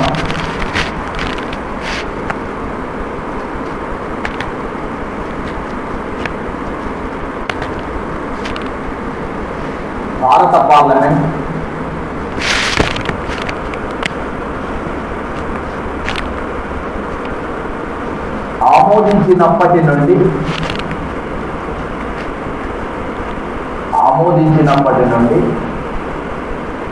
6 నెలల వరకు అమల్లో ఉంటుంది.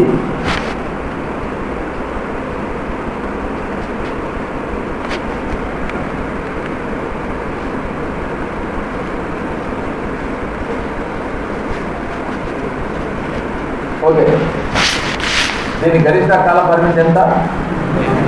గరిష్ట కాల పరిమితి అనేది ఉంటుంది. మరి దీన్ని రద్దు చేయాలంటే ఎలా రద్దు చేస్తారు? ఎవరు రద్దు చేస్తారు? మీరు, నేను ఎందుకని ఇంతమంది చెప్పాను, మీకు ఉండేటటువంటి ఆ శక్తిని మీరు గుర్తించరు, వచ్చింది దాన్ని ఉపయోగించారు. లేకపోతే రెండింటి ఏదో గుర్తించరు, ఉపయోగించారు. ప్రకటన ఎవరు చేస్తున్నారు? నాలుగు ఇచ్చినవాడే నీరు పోతాడు కదా, దాన్ని విధించిన వాడు ఏం చెప్తాడు? రద్దు చేస్తాడు. దానికి ఒక పెద్ద గంట సేపు ఎట్లా ఎవరు ఆలోచన? ఎంతమంది ఎవరు ఒక ఆయన వచ్చి అంటుండే, భారత రాష్ట్రపతి రాజీనామా చేస్తే రాజీనామా పత్రాన్ని ఎవరికి ఇస్తాడు? ఉపరాష్ట్రపతి లేకపోతే సుప్రీంకోర్టు ప్రధాన న్యాయమూర్తి లేకపోతే భారత ప్రధానమంత్రికి ఇస్తాడు.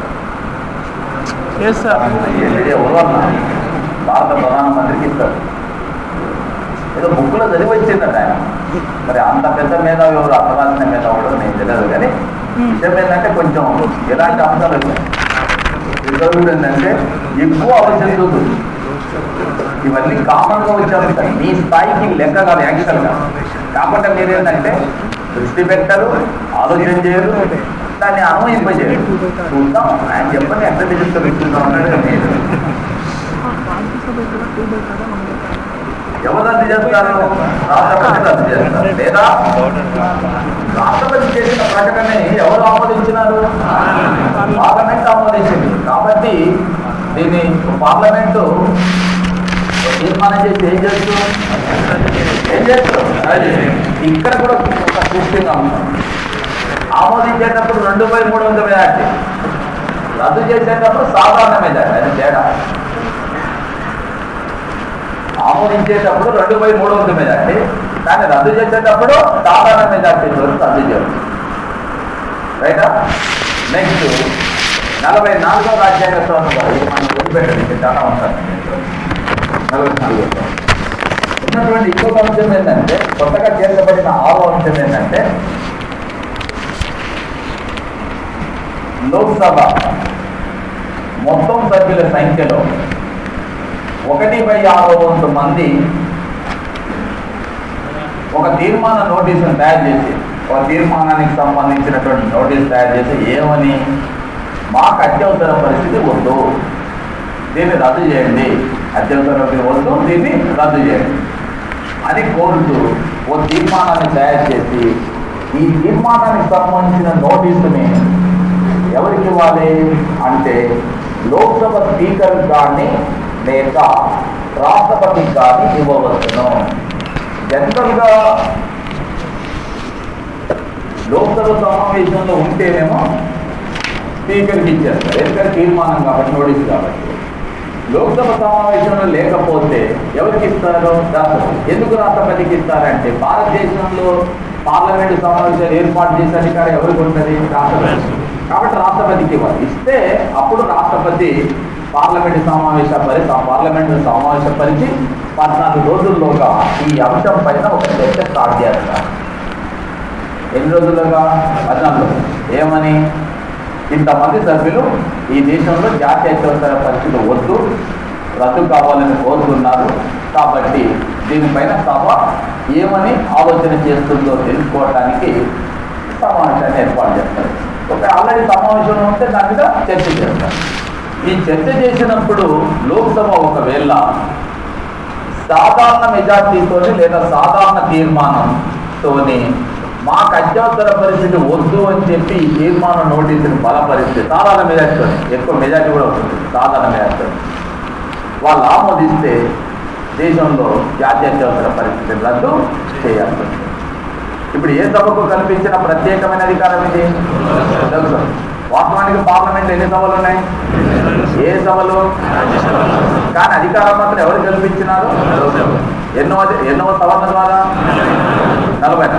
లోక్సభకి ఎందుకు కల్పించినారంటే లోక్సభ అనేది పేర్లనేది ప్రజలకు సంబంధించిన సభ, ప్రజలకు ప్రాతినిధ్యం వహించే సభ కాబట్టి లోక్సభకు ఒక్కదానికే ఇలాంటి అధికారం కల్పించడం జరిగింది. అర్థమవుతుందా? సో ఇప్పుడు ఈ లోక్సభ కల్పించినటువంటి ప్రత్యేకమైన అధికారం ఏంటంటే జాతీయ అత్యవసర పరిస్థితిని రద్దు చేయాలని కోరుతూ లోక్సభకు సంబంధించిన 1/10 మంది సభ్యులు సంతకాలు చేసినటువంటి తీర్మాన నోటీసుని లోక్సభ సమావేశంలో స్పీకర్కు సమావేశం లేకపోతే రాష్ట్రపతికి 14 రోజులుగా సభని సమావేశపరిచి ఆ అంశంపై చర్చిస్తారు. చర్చించిన తర్వాత సభలో సాధారణ మెజార్టీతోని మాకు అత్యవసర పరిస్థితి వద్దు అని చెప్పి తీర్మానం చేస్తే అప్పుడు జాతీయ అత్యవసర పరిస్థితిని రద్దు చేస్తారు. ఓకేనా? ఇప్పుడు జాతీయ అత్యవసర పరిస్థితి ఎన్ని రకాలుగా రద్దు చేస్తారు? ఎన్ని రకాలుగా రద్దు చేయవచ్చును?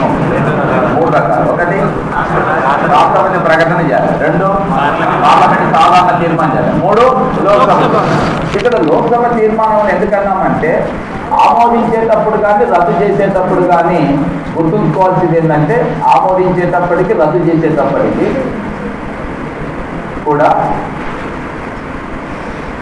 ఆమోదించేటప్పుడు 2 సభలు 2/3 ఖచ్చితంగా 2/3 ఆమోదిస్తేనే అమల్లోకి ఉంటుంది.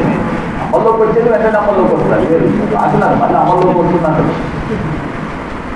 రాష్ట్రపతి ప్రకటన చేయగానే అమల్లోకి వస్తుందా? పార్లమెంట్ ఆమోదించిన తర్వాత రాష్ట్రపతి ప్రకటన చేయగానే వస్తుంది. ఎంత కాలం అమల్లో ఉంటుందంటే 6 నెలలు. 6 నెలలు ఎప్పటి నుంచి లెక్క తీసుకుంటాం? పార్లమెంట్ అక్కడ అది వేరే విషయం. కానీ ఆమోదించేటప్పుడు 2 సభలు కంపల్సరీగా ఆమోదించాలి. మీకు ఐడియా ఉంచుకోండి. కానీ రద్దు చేసేటప్పుడు 1 సభ రద్దు చేసినా కూడా ఏమవుతుందండి? దాన్ని రద్దు అయిపోతుంది. అంటే అందులో ఇవన్నీ చెప్పుకుంటూ పోయేటప్పుడు అంటే మామూలుగా చెప్పేటప్పుడు ఒక సందర్భంలో అంటే ఎలాంటి క్వశ్చన్ వస్తుంది? అత్యవసర పరిస్థితికి సంబంధించినంత వరకు వాస్తవిక అంశం కానిది వాస్తవిక అంశం. భారత రాష్ట్రపతి చేసిన జాతీయ అత్యవసర పరిస్థితి ప్రకటనను పార్లమెంట్లోని ఉభయ సభలు 2/3 మేరతో ఆమోదించాలి. పార్లమెంట్ ఉభయ సభలు సాధారణ మెజార్టీతో ఆమోదించాలి. రద్దు చేసేటప్పుడు ఉభయ సభలు తప్పనిసరిగా ఆమోదించాలి. రద్దు చేసేటప్పుడు 1 సభ ఆమోదించినా సరిపోతుంది. రద్దు చేసేటప్పుడు కూడా 2/3 మేరతో ఆమోదించాలి. రద్దు చేసేటప్పుడు సాధారణ మేరతో ఆమోదించాలి. ఇట్లా ఇవన్నీ ఉంటాయి. అంటే మనం చెప్పొచ్చు. వాడు ఇచ్చేటప్పుడు ఏం చేస్తాడు? జాతీయ అత్యవసర పరిస్థితిని రాష్ట్రపతి చేసినటువంటి జాతీయ అత్యవసర పరిస్థితి ప్రకటన విషయంలో భారత పార్లమెంటు గల అధికారం, భారత పార్లమెంటుకు లేని అధికారం అంటే కలిగి లేని అధికారం, పార్లమెంటుకు ఉన్న అధికారం, పార్లమెంటు గల అధికారం అని ఇచ్చి ఇలాంటివి ఇచ్చినప్పుడు కొంచెం మనకు అంటే ఆ మొత్తం అంశం పైన కాకుండా సారాంశం పైన అడుగుతున్నాం. మిమ్మల్ని డైరెక్ట్గా భారత పార్లమెంట్ ఎంత మెజార్టీతో ఆమోదించాలని అడుగుతుంది. 2/3 సింపుల్గా చెప్పేస్తారు. కానీ ఇందులో ఏది వాస్తవం ఏది అవాస్తవం అని చెప్పి అడిగించినప్పుడు ఇది సాధారణ మెజార్టీ, 2/3 మెజార్టీ, 2 సభలు తప్పనిసరిగా ఆమోదించాలి. 1 సభ ఆమోదించిన సరిపోతుంది. ఇప్పుడు మీకు రద్దు అని ఇచ్చిన దేశంలో విధించబడినటువంటి జాతీయ అత్యవసర పరిస్థితిని రద్దు చేసేటప్పుడు అని రద్దు చేయవలనగా పార్లమెంటు ఉభయ సభలు తప్పనిసరిగా ఆమోదించాలి. చూడండి, పార్లమెంట్ ఉభయ సభలు 2/3 మేరతో ఆమోదించాలి. ఏ 1 సభ ఆమోదించినా సరిపోతుంది. అలా 2 సభలు తప్పనిసరిగా ఆమోదించాలి. 1 సభ ఆమోదించినా సరిపోతుంది. 2 సభలు 2/3 మేరతో ఆమోదించాలి. అంటే ఈ 2/3 మెజార్టీతో పాటు దేశంలో సగం రాష్ట్రాల ఇలాంటివి అడుగుతుంటాడు. ఏదో లింక్ చేసి అడుగుతుంటాడు. తప్పుడు ఇచ్చి తప్పుడు అంశాలు 3 ఇచ్చేసి ఒకటే కరెక్ట్ అయిన అంశం ఇస్తాడు. వర్తించని అంశం, వర్తించేటటువంటి అంశం ఒకటే ఇస్తాడు. వర్తించని అంశాలు 3 ఇస్తాడు. వర్తించని అంశం అన్నప్పుడు వర్తించే అంశాలు 3 ఇచ్చి వర్తించని అంశం 1 ఇస్తాడు. అంటే అప్పుడు నీకు మొత్తం సారాంశం తెలుస్తుంటాను దానిపైన ఎలా ఆమోదిస్తారు ఏంటి. రైట్? సో భారతదేశంలో జాతీయ అత్యవసర పరిస్థితి ఏ కారణాల చేత విధిస్తారు? ఎవరు విధిస్తారు? ఎవరి సలహాను అనుసరించి? ఎన్నో అధికరణ ప్రకారం విధిస్తారు. రాష్ట్రపతి చేసిన ప్రకటన ఎవరు ఆమోదించాలి? పార్లమెంట్ ఎంత కాలంలో ఆమోదించాలి? ఒక నెల. రాశారు ఒక నెల. ఎంత మెజార్టీతోని? ఒక సభ ఆమోదించి రెండో సభ తిరస్కరిస్తే, ఒకవేళ పార్లమెంటు ఉభయ సభలు లోక్సభ రద్దు గావించబడి ఉన్నట్లయితే తిరిగి లోక్సభ ఎప్పుడు ఆమోదించాలి? కొత్త సభ సమావేశమైన మొదటి రోజున 30 రోజుల్లో ఆమోదించాలి. ఇది ఎంతకాలం అమల్లో ఉంటుంది? అమల్లో ఉండటం అనేది ఎప్పటి నుంచి? అమల్లో ఉండటం ఎప్పటి నుంచి? రాష్ట్రపతి చేసిన ప్రకటన దగ్గర.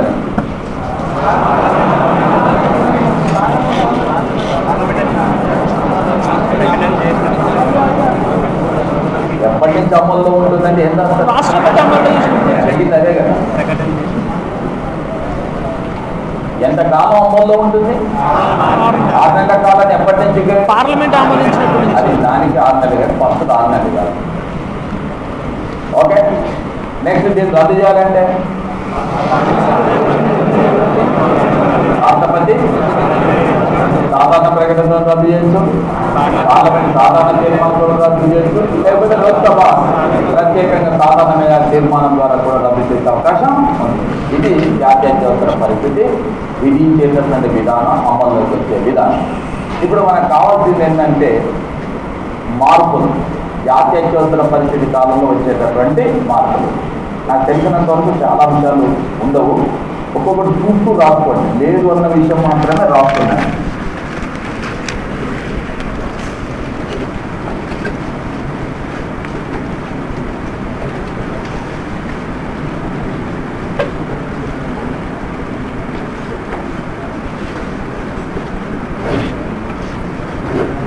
ఒకటి,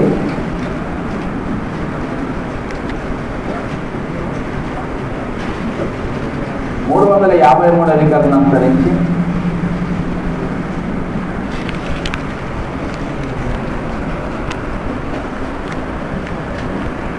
కేంద్ర ప్రభుత్వం జారీ చేసే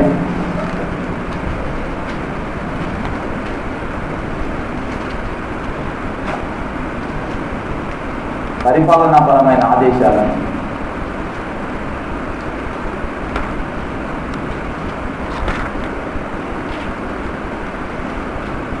రాష్ట్రాలు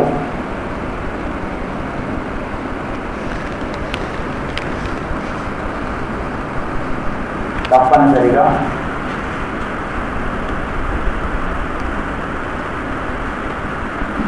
ఆమోదించి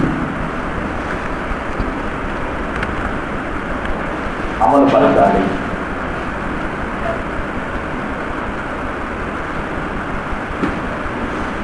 రెండు, 354 అధికారులను అనుసరించి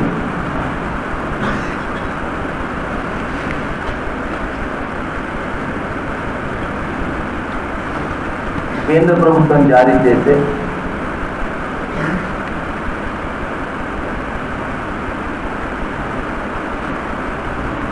ఆర్థికపరమైన ఆదేశాలను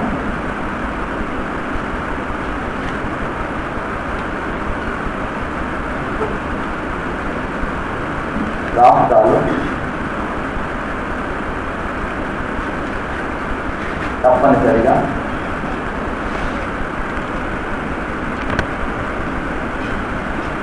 ఆమోదించాలి.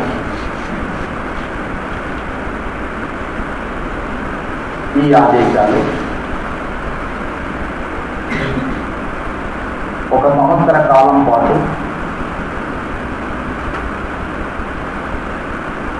అమల్లో ఉంటాయి.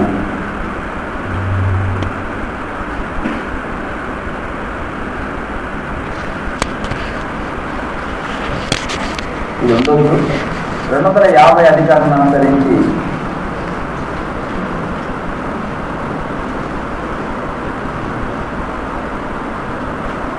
రాష్ట్ర జాబితాలో పేర్కొన్న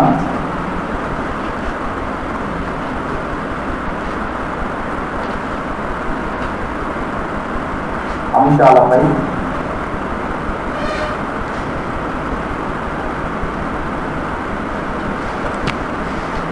కేంద్రం శాసనాలు చేయవచ్చును.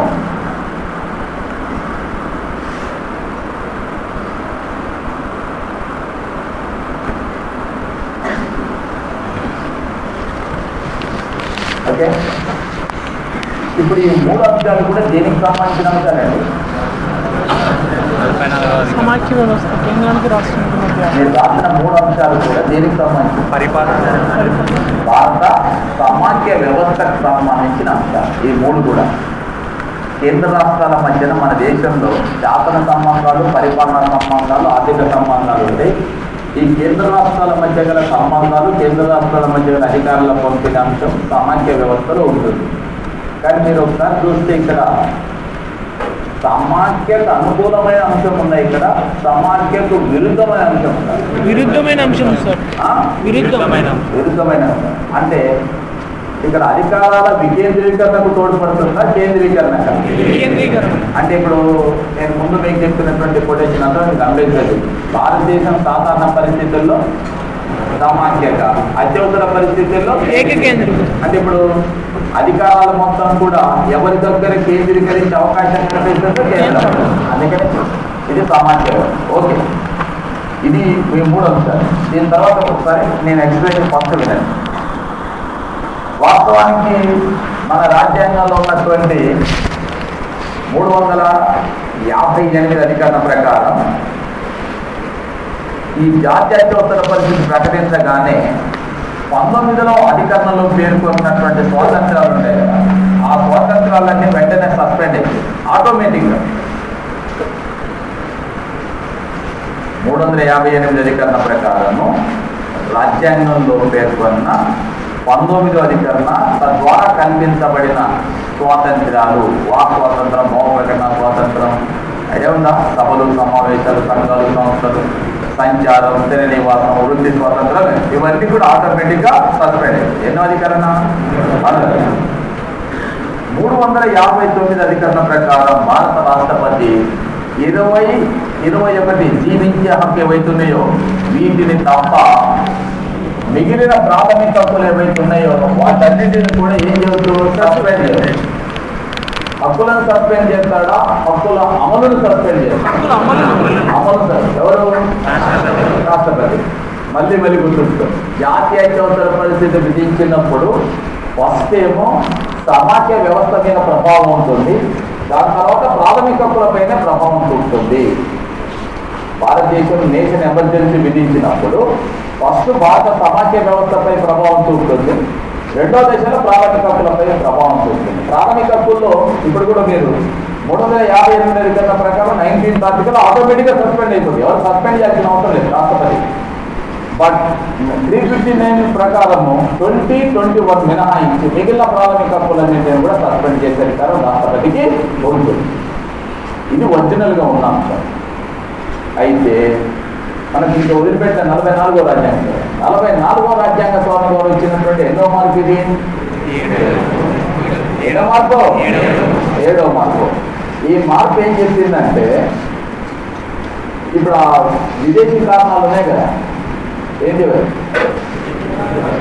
విదేశీ దురాక్రమణ, విదేశాలతో యుద్ధం, ఆ కారణాల చేత విధించినప్పుడు మాత్రమే ఈ 19th సస్పెండ్ అవుతుంది.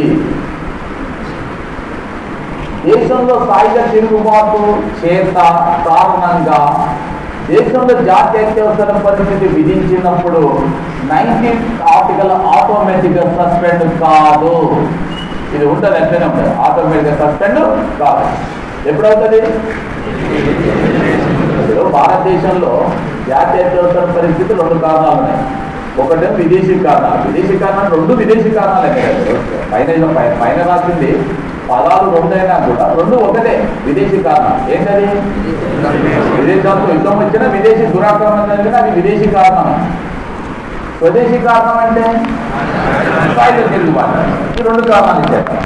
ఈ రెండింటిలో మొదటి కారణం చేత, విదేశీ కారణాల చేత దేశంలో జాతీయ అత్యవసర పరిస్థితి విధించినప్పుడు మాత్రమే ఇది సస్పెండ్ అయింది ఆటోమేటిక్గా. ఎప్పుడు సస్పెండ్ కాదు? ఏ కారణం చేత విధించినప్పుడు? స్వదేశీ కారణం చేత విధించినప్పుడు ఆటోమేటిక్గా సస్పెండ్ కాదు. మరి సస్పెండ్ కాదంటే అలా ఉంటుందా అంటే ఉండటం ఉండకపోవటం అనేది రాష్ట్రపతి చేసే ప్రకటన మీద ఆధారపడి ఉంటుంది. రాష్ట్రపతి కనుక ఒకవేళ సస్పెండ్ చేయాలనే ప్రకటన చేస్తే ప్రత్యేకంగా మళ్ళీ ఓ ప్రకటన చేస్తేనే అప్పుడు సస్పెండ్ అవుతుంది, లేకపోతే సస్పెండ్ అయ్యే అవకాశం లేదు. ఎప్పుడు దేశంలో స్వదేశీ జాతీయ ఎలక్షన్లో అత్యవసర పరిస్థితి కాదు. వాస్తవానికి మొదట సమాఖ్య వ్యవస్థ మీద ఇప్పుడు ప్రాథమిక హక్కుల మీద ప్రభావం చూపుతుంది. ప్రాథమిక హక్కుల మీద ప్రభావం చూపేటప్పుడు భారత రాజ్యాంగం ప్రసాదించిన 19వ అధికరణ 358 అధికరణ ప్రకారం అత్యవసర పరిస్థితి ప్రకటించగానే ఆటోమేటిక్గా సస్పెండ్ అయిపోతుంది. అయితే 44వ రాజ్యాంగ సవరణ ద్వారా వచ్చినటువంటి మార్పు ఏంటంటే ఇప్పుడు ఆటోమేటిక్గా సస్పెండ్ అవుతుంది. అంటే ఒక కారణం చేత విధిస్తేనే అవుతుంది, విదేశీ కారణం చేత విధిస్తేనే అవుతుంది. స్వదేశీ కారణం చేత విధించినప్పుడు ఆటోమేటిక్గా సస్పెండ్ కాదు, దాన్ని కూడా రాష్ట్రపతి ప్రకటన చేయాలి. ఇక 359 అధికరణ చెప్పేది ఏంటో డైరెక్ట్గా ఉంది, అక్కడ ఏం చెప్పాల్సింది ఏం లేదు. ఏంటది? ఇలాంటి పరిస్థితుల్లో 20-21 మినహాయించి మిగిలిన ప్రాథమిక హక్కులన్నింటినీ కూడా భారత రాష్ట్రపతి ఏం చేయొచ్చు, సస్పెండ్ చేయరు. రైట్, ఇది రైట్. 358 అధికరణ ప్రకారం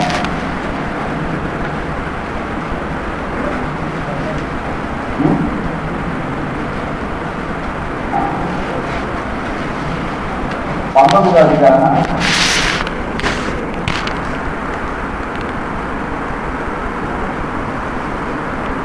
కేవలం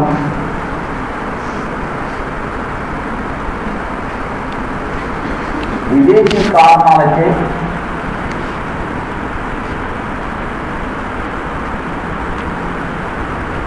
జాతీయ అత్యవసర పరిస్థితి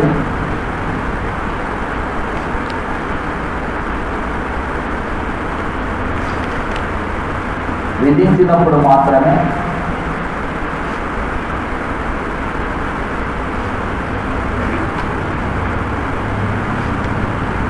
సహజంగా సస్పెండ్ అవుతుంది.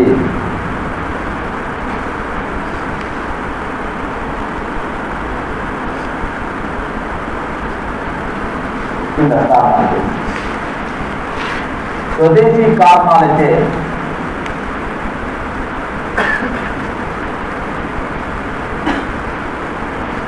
జాతీయ అత్యవసర పరిస్థితిని ప్రకటించినప్పుడు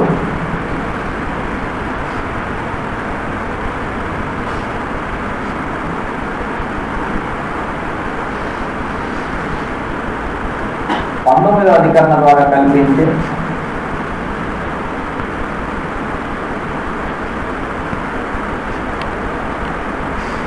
స్వాతంత్రాలు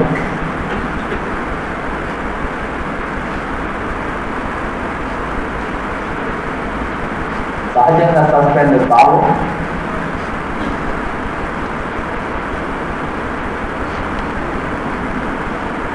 అనగా రాష్ట్రపతి ప్రత్యేక ప్రకటన చేసి మాత్రమే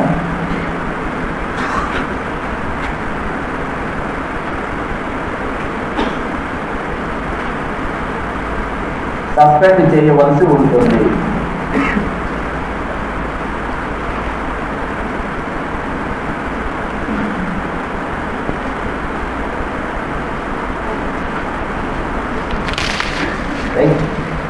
ఓకే, ఇకపోతే ఇది ప్రాథమిక హక్కులకు సంబంధించినటువంటి ఇంకొక ముఖ్యమైన అంశం ఏంటంటే,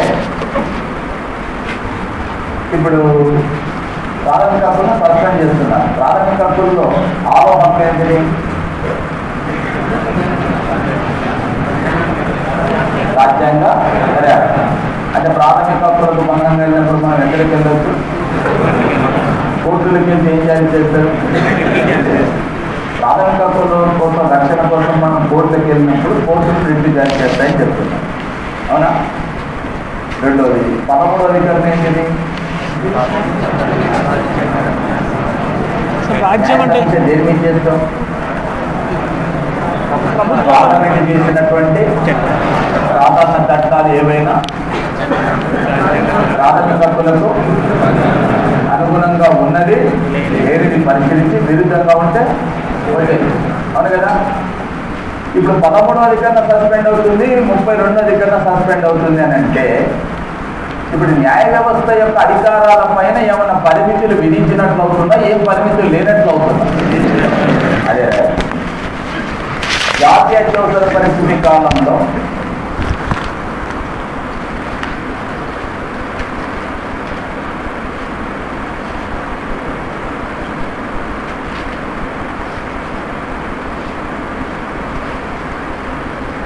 ఉన్నత న్యాయస్థానాల యొక్క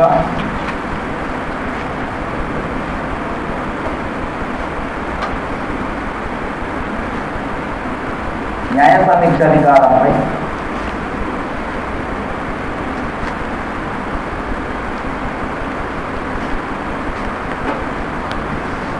పరిమితులు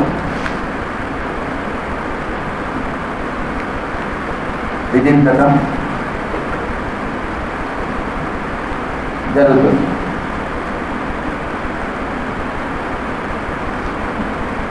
ఓకే, ఇది ఒక అంశం. ఇంకో అంశం ఏంటంటే ఈ పార్లమెంట్ అంటే లోక్సభ యొక్క పదవీ కాలం, శాసనసభల యొక్క పదవీ కాలం ఎంత అనుకున్నాం మనం? సాధారణ ఎన్ని సంవత్సరాలు? 5 to 6. 5 సంవత్సరాలు.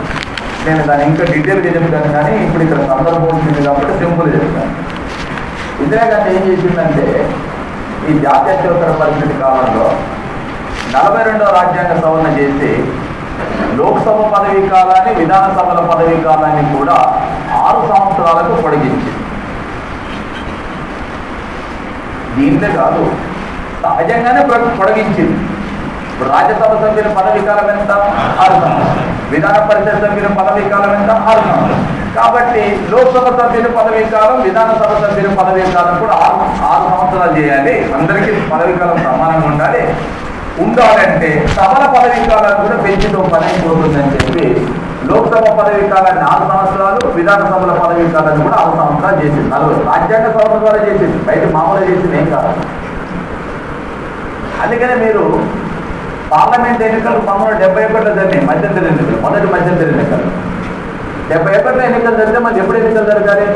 76లో జరగాలి. సంవత్సరాలు కలపండి ఎక్కువ, కానీ ఎప్పుడు ఎన్నికలు జరిగినాయి? 77లో జరిగినాయి. 77లో జరగడానికి కారణం ఇందిరాగాంధీ. లోక్సభ పదవీ కాలం ఎన్ని సంవత్సరాలు చేసింది? 6 సంవత్సరాలు. విధానసభల పదవీ కాలాన్ని 6 సంవత్సరాలు చేసి 6 సంవత్సరాలు చేసేసి 77 ఎన్నికలు జరిగింది. ఇప్పటి నుంచి ఇట్లనే ఉంటుంది, కానీ 6 సంవత్సరాలు. అయితే 77 ఎన్నికలు జరిగేటప్పుడు జనతా పార్టీ ప్రజల ముందుకు వచ్చి ఒక మాట అన్నది, మీరు మాకు అధికారాన్ని కట్టబెడితే, మాకు ఓట్లు వేసి మాకు అధికారాన్ని కట్టబెడితే ఇందిరాగాంధీ 42వ రాజ్యాంగ సవరణ తీసుకొచ్చినటువంటి మార్పులన్నింటినీ కూడా మేము మార్చేస్తాం. గతంలో ఎట్లున్నాయో మళ్ళీ అట్లనే తీసుకొస్తాం. కాబట్టి మీరు మాకు మద్దతు ఇవ్వండి అని చెప్పి ఎన్నికల్లో పోటీ చేస్తే ప్రజలంతా ఓటు వేసి జనతా పార్టీని గెలిపించినారు. జనతా పార్టీని గెలిపించినారు. ఇప్పుడు రాజ్యాంగాన్ని సవరించాలి, కానీ టెక్నికల్ సమస్య ఏంటంటే జనతా పార్టీకి లోక్సభలో బ్రహ్మాండమైన మెజార్టీ ఉంది, కానీ రాజ్యసభలో జనతా పార్టీకి ఉన్న స్థానాల సంఖ్య 48, కాంగ్రెస్ ఉన్న స్థానాల సంఖ్య 128. అంటే సగానికి అని చెప్పి మీకు 2 వైపు 2 మ్యాచ్ కావాలని ఇప్పుడు నేను సవరించాలి. అప్పుడు మేమేం చెప్తామో దాన్ని మీరు ఒప్పుకుంటే అప్పుడు మేము ఒప్పుకుంటామని చెప్తారు కాంగ్రెస్ పార్టీ. కాబట్టి ఇక జనతా పార్టీ ఏం చేయలేక ఏది చెప్పండి అన్నారు. ఆ కాంప్రమైజ్ ఫార్ములా ఏంటో చెప్పమని అంటే అప్పుడు ఈ మార్పు చేసినారు. ఏమని? జాతీయ అత్యవసర పరిస్థితి కాలంలో మాత్రమే లోక్సభ, విధానసభల యొక్క పదవీ కాలాన్ని 1 సంవత్సర కాలం పాటు అదనంగా పొడిగించు. సాధారణ పదవీ కాలాన్ని మళ్ళీ 5 సంవత్సరాలు చేసి జాతీయ అత్యవసర పరిస్థితి కాలంలో మాత్రం దీని పదవీ కాలాన్ని అదనంగా 1 సంవత్సర కాలం పాటు పొడిగించబోతుందనే మార్పు అప్పుడు చేసినారు. యాక్చువల్గా అంతకుముందు ఈ జాతీయ అత్యవసర పరిస్థితి లేదు, సాధారణ పదవి ఏమీ లేదు. లోక్సభ యొక్క పదవీ కాలం 5 years, విధానసభల పదవీ కాలం 5 సంవత్సరాలు అంతే ఉంది. ఇందిరాగాంధీ అసలు పదవీ కాలాన్ని 6 సంవత్సరాలు చేస్తే దాన్ని మళ్ళీ 5 సంవత్సరాలు పట్టుకొచ్చేటప్పుడు ఇందిరాగాంధీ కాంగ్రెస్ పార్టీ మేము చెప్పినట్టు మీరు నడుచుకుంటారంటే దాన్ని నడుచుకుంటామని చెప్తే ఆ మార్పు చేసినారు. అది జరిగింది. ముందర అంశం ఉంటుంది. జాతీయ అత్యవసర పరిస్థితి కాలంలో లోక్సభ యొక్క పదవీ కాలం మరియు విధానసభల యొక్క పదవీ కాలాన్ని ఒకేసారి 1 సంవత్సరం కాలం పాటు అదనంగా పొడిగించవచ్చును. అది ఉంటుంది. అయితే అత్యవసర పరిస్థితి ముగిసిన తర్వాత 6 నెలల్లోగా తప్పనిసరిగా ఎన్నికలు జరపాలి. అది అత్యవసర పరిస్థితి ముగిసిన తర్వాత 6 నెలల ఎన్నికలు. ఇకపోతే అత్యవసర పరిస్థితి కాలంలో చేయబడిన శాసనాలు ఎంతకాలం అమల్లో ఉంటుంది? పార్లమెంట్ అత్యవసర పరిస్థితి ముగిసిన తర్వాత కూడా 6 నెలల వరకు అమల్లో ఉండవచ్చును, లేక మధ్యలోనే రద్దు చేయవచ్చు.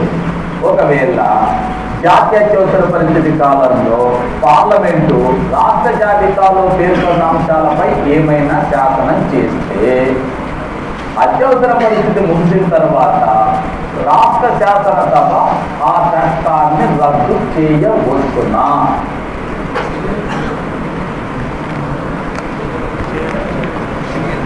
కొంచెం ఇది అడిగితే కానీ అర్థం కానట్టు మీకు నేను అడిగిన ప్రశ్న ఎవరు ఇండియన్ కూడా నేను చెప్తున్నా. మీరు సీరియస్గా మీరు స్టార్టింగ్లో ఉన్నదానికి ఇప్పటికి తేడా అంతా అన్నట్టు చూస్తున్నాను.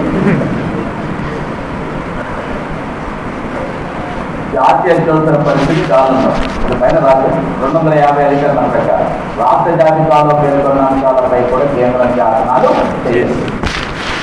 అత్యవసర పరిస్థితి ముగిసిన తర్వాత 6 నెలల లోపుగా 6 నెలల వరకు ఆ శాసనాలు అమల్లో ఉండవచ్చును. ముందే రద్దు చేయొచ్చు కూడా. 6 నెలల వరకు అమల్లో ఉంటాయి, తర్వాత దాని వాటి అంతా అవే రద్దు అయిపోతాయి. 6 నెలల కంటే ముందు రద్దు చేయాలంటే ప్రకటన చేసి రద్దు చేయాలి, తీర్మానం చేసి రద్దు చేయాలి. ఆ రద్దు చేసేటప్పుడు ఒకవేళ రాష్ట్ర జాబితాలో పేర్కొన్న అంశం పైన కేంద్ర ప్రభుత్వం శాసనం చేస్తే అత్యవసర పరిస్థితి ముగిసిన తర్వాత ఆ శాసనం 6 నెలల వరకు అమల్లో ఉండదనుకుంటున్నాం కదా, దానిని రాష్ట్ర శాసనసభలు రద్దు చేయవచ్చున. కేంద్రం చేసిన శాసనాన్ని రాష్ట్ర జాబితాలో పేర్కొన్నారు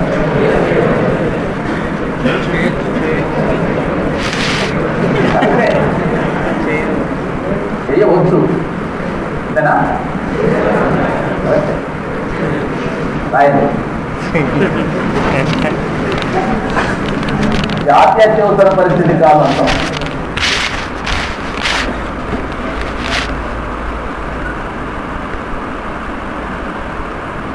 రాష్ట్ర జాబితాలో పేర్కొన్న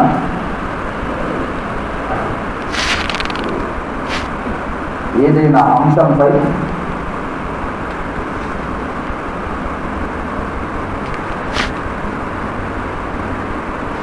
కేంద్ర ప్రభుత్వం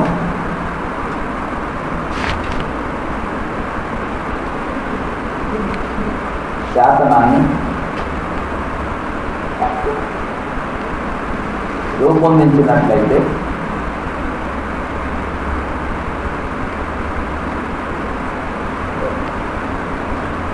అత్యవసర పరిస్థితి ముగిసిన తర్వాత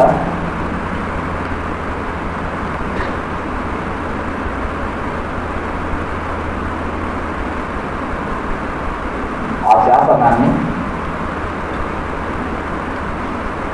రాష్ట్ర ప్రభుత్వాలు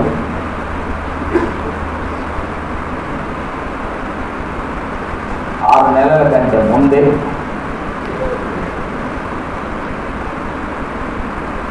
రద్దు చేసుకోవచ్చును.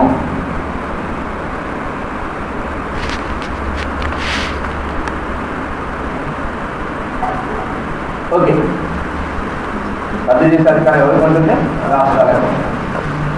ఇప్పుడు మరి భారతదేశం ఎప్పుడెప్పుడు అత్యవసర పరిస్థితి విధించబడినది?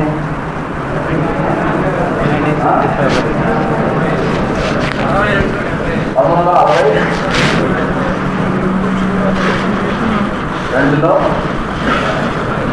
చైనాతో యుద్ధం వచ్చినప్పుడు, 1971లో పాకిస్తాన్తో యుద్ధం వచ్చినప్పుడు, 1975లో ఆంతరంగిక అత్యవసర పరిస్థితిని విధించడం జరిగింది. ఓకే, ఈ 3 సందర్భాల్లో కూడా భారతదేశంలో జాతీయ అత్యవసర పరిస్థితి విధించబడింది. మీరు ఇవి కూడా ఇంపార్టెంట్, ఎందుకంటే భారతదేశంలో మొదటి జాతీయ అత్యవసర పరిస్థితి ఎప్పుడు విధించబడ్డది? రాజులే కదండి, 62లో రాజులే 3 సార్లు. దీంట్లో మొదటి ఎప్పుడు అని అంటే దానికి ఒక పెద్ద ఆలోచన చేస్తున్నాం. 62లో ఏ కారణం చేత? అయితే చైనాతో యుద్ధంతో విధించబడిన అత్యవసర పరిస్థితి 1967 వరకు కూడా కొనసాగింది. అంటే మధ్యలో 1965లో పాకిస్తాన్తో మొదటిసారి యుద్ధం వచ్చినప్పుడు మరి ప్రత్యేకంగా అత్యవసర పరిస్థితి విధించలేదు. ఈ అత్యవసర పరిస్థితే కొనసాగింది. ఎప్పుడు విధించబడింది? 62లో చైనాతో యుద్ధం వచ్చినప్పుడు విధించబడిన అత్యవసర పరిస్థితి 67 వరకు కొనసాగింది. కాబట్టి 1965లో పాకిస్తాన్తో యుద్ధం వచ్చినప్పుడు ప్రత్యేకంగా అత్యవసర పరిస్థితి విధించబడలేదు. ఎప్పుడు విధించినారు? 71 విధించినారు. బంగ్లాదేశ్ అవతరించేటప్పుడు పాకిస్తాన్తో మళ్ళీ యుద్ధం వచ్చింది. ఆ యుద్ధం వచ్చినప్పుడు దేశంలో రెండవసారి జాతీయ అత్యవసర పరిస్థితి విధించడం జరిగింది. 1975లో శ్రీమతి ఇందిరాగాంధీ ఆంతరంగిక అత్యవసర పరిస్థితి, ఆంతరంగిక కారణాల చేత జాతీయ అత్యవసర పరిస్థితిని విధించడం జరిగింది. 71 ఇందిరాగాంధీ, 75లో కూడా ఇందిరాగాంధీ. ఇందిరాగాంధీ కాలంలోనే అత్యవసర పరిస్థితి ఎక్కువగా వినియోగించబడినవి. అయితే ఇలాంటి ప్రశ్న అడగటానికి ఇంకో కారణం కూడా ఉంది. భారతదేశంలో అత్యవసర పరిస్థితులు ఎవరి కాలంలో ఎక్కువగా వినియోగించబడినవి అనే ప్రశ్న వచ్చినప్పుడు దీనికి కారణం ఒకటి ఉంది అంటున్నాను. ఏంటా కారణం అంటే, ఇప్పుడు ఇది ఒక్క అత్యవసర పరిస్థితే కాదు రాజ్యాంగంలో పేర్కొన్నది. ఇంకో అత్యవసర పరిస్థితి కూడా ఏంటది? రాష్ట్రపతి పరిపాలన. రాష్ట్రపతి పరిపాలన కూడా ఇందిరాగాంధీ ప్రభుత్వ కాలంలో 37 సార్లు వినియోగించినారు. దాన్ని దృష్టిలో పెట్టుకొని కలిపి ప్రశ్న అడుగుతున్నారు. ఏమని? ఎవరి కాలంలో ఎక్కువ సార్లు అత్యవసరాధికారాలు వినియోగించబడినవి అంటే దానికి ఇందిరాగాంధీ. ఓకేనా? ఇప్పుడు నాకు వచ్చిన డౌట్ ఉంది, చెప్పండి. ఇప్పుడు ఈ రాష్ట్రపతి విధించిన అత్యవసర పరిస్థితిని మనం న్యాయ సమీక్ష గురి చేయడానికి వీలు లేదు. ఇప్పుడు అది 42వ రాజ్యాంగ సవరణ ప్రకారం లేదు, కానీ 44వ రాజ్యాంగ ప్రకారం చెయ్యవచ్చును. వినండి, వినాలే, ఇంతనే అర్థమైంది. ప్రతిదీ కూడా పాయింట్ ఏదో సింపుల్గా చెప్పేసి ఇప్పుడు అయిపోతుంది. ప్రతి అంశం పైన కూడా కాన్సన్ట్రేషన్ చేయాలంటున్నాను. ఒరిజినల్గా రాజ్యాంగంలో జాతీయ అత్యవసర పరిస్థితి పైన న్యాయ సమీక్ష చెయ్యవచ్చని లేదు, చెయ్యకూడదని లేదు. దీనిని బట్టి రాజ్యాంగం ప్రకారం ప్రభుత్వం చేసేటటువంటి ప్రతి పనిని కూడా న్యాయ సమీక్ష గురి చేయవచ్చని భావించాలి. యాక్చువల్ న్యాయ సమీక్ష గురి చేయవచ్చునని భావించాలని ఖచ్చితంగా ఎందుకు అంటున్నానంటే, న్యాయ సమీక్షకు గురి చేసే అవకాశమే లేకపోతే, అంటే న్యాయ వ్యవస్థ న్యాయ సమీక్ష గురి చేసే అవకాశం లేకపోతే ఇందిరాగాంధీ 1976లో 42వ రాజ్యాంగ సవరణ చేసి జాతీయ అత్యవసర పరిస్థితుల న్యాయ సమీక్ష గురి చేయరాదు అని ఎందుకు తీసుకొచ్చిన సవరణ? అంటే అంతకుముందు చేయొద్దని ఉన్నదే కదా. ఇందిరాగాంధీ ప్రత్యేకంగా 42వ సవరణ చేసి జాతీయ అత్యవసర పరిస్థితిని న్యాయ సమీక్షకు గురి చెయ్యరాదు అనే రాజ్యాంగ సవరణ ఎందుకు చేర్చింది అంటే అంతకుముందు చెయ్యొద్దని ఉన్నది కదా. ఇందిరాగాంధీ తీసుకొచ్చిన ఈ మార్పుని 44వ రాజ్యాంగ సవరణ ద్వారా జనతా ప్రభుత్వం ఏం చేసింది? లేదు, జాతీయ అత్యవసర పరిస్థితి న్యాయ సమీక్ష గురి చెయ్యవద్దునని మరి మార్చాల్సి వచ్చింది. అర్థమైందా? ఇది రాయాలి. 1976లో శ్రీమతి ఇందిరాగాంధీ ప్రభుత్వం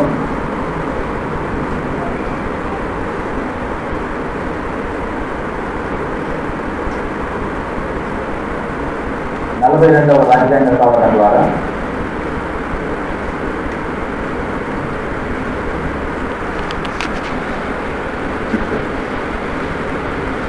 జాతీయ అత్యవసర పరిస్థితిని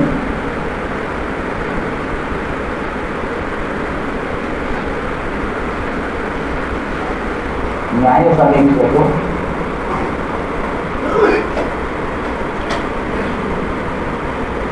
గురి చేసే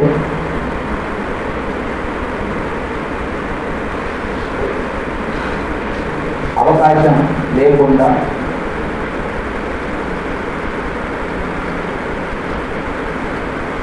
చేసినది. నెక్స్ట్ 1978లో జనతా ప్రభుత్వం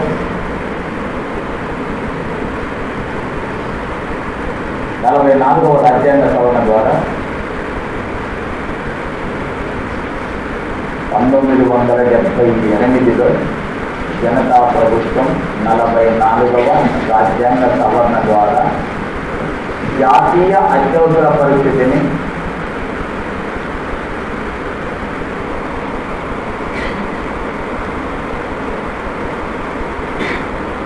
న్యాయ సమీక్షకు గురి చేసే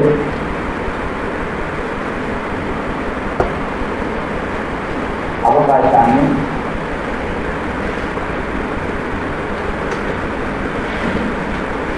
పునరుద్ధరించినది.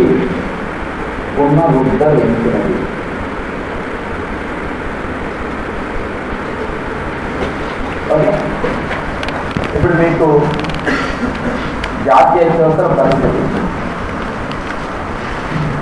ఎవరు జీవిస్తారు, ఏ కారణం చేత జీవిస్తారు, ఎలా జీవిస్తారు, ఎవరు ఆమోదించాలి, ఎంత మేరకు ఆమోదించాలి, ఇవన్నీ మీరు గ్రూప్ 1 రాసే వాళ్ళకు కూడా నేను అన్ని దృష్టిలో పెట్టుకొని చెప్తున్నాను. మీరు ఎప్పుడైనా అత్యవసర పరిస్థితులను దుర్వినియోగం చేయకుండా భారత రాజ్యాంగంలో కల్పించబడిన సంరక్షణ ఏవంటే ఇప్పుడు ఇవే నెంబర్ వేసుకుని రాసుకుంటూ వచ్చినారు కదా, ఇవన్నీ కూడా అదే మీకు. అది నువ్వు బ్రహ్మాండంగా డైరెక్ట్గా ఒక ఎస్ఏ రాష్ట్రానికి ఉపయోగపడేటటువంటి అంశాలు 7 అంశాలు 8 అంశాలు వచ్చినాయి. ఇంకొక అంశం ఉంటుంది 44వ సంవత్సరం. అర్థమైందా? సో ఇవి కాంట్రోవర్షియల్ అంశాలు, భారత రాజకీయ వ్యవస్థ పైన, రాజ్యాంగం పైన మార్పులు చూపించినటువంటి అంశాలు, ఇలాంటి వాటిపైనే ప్రశ్నలు కూడా అలాంటి వాటిపైన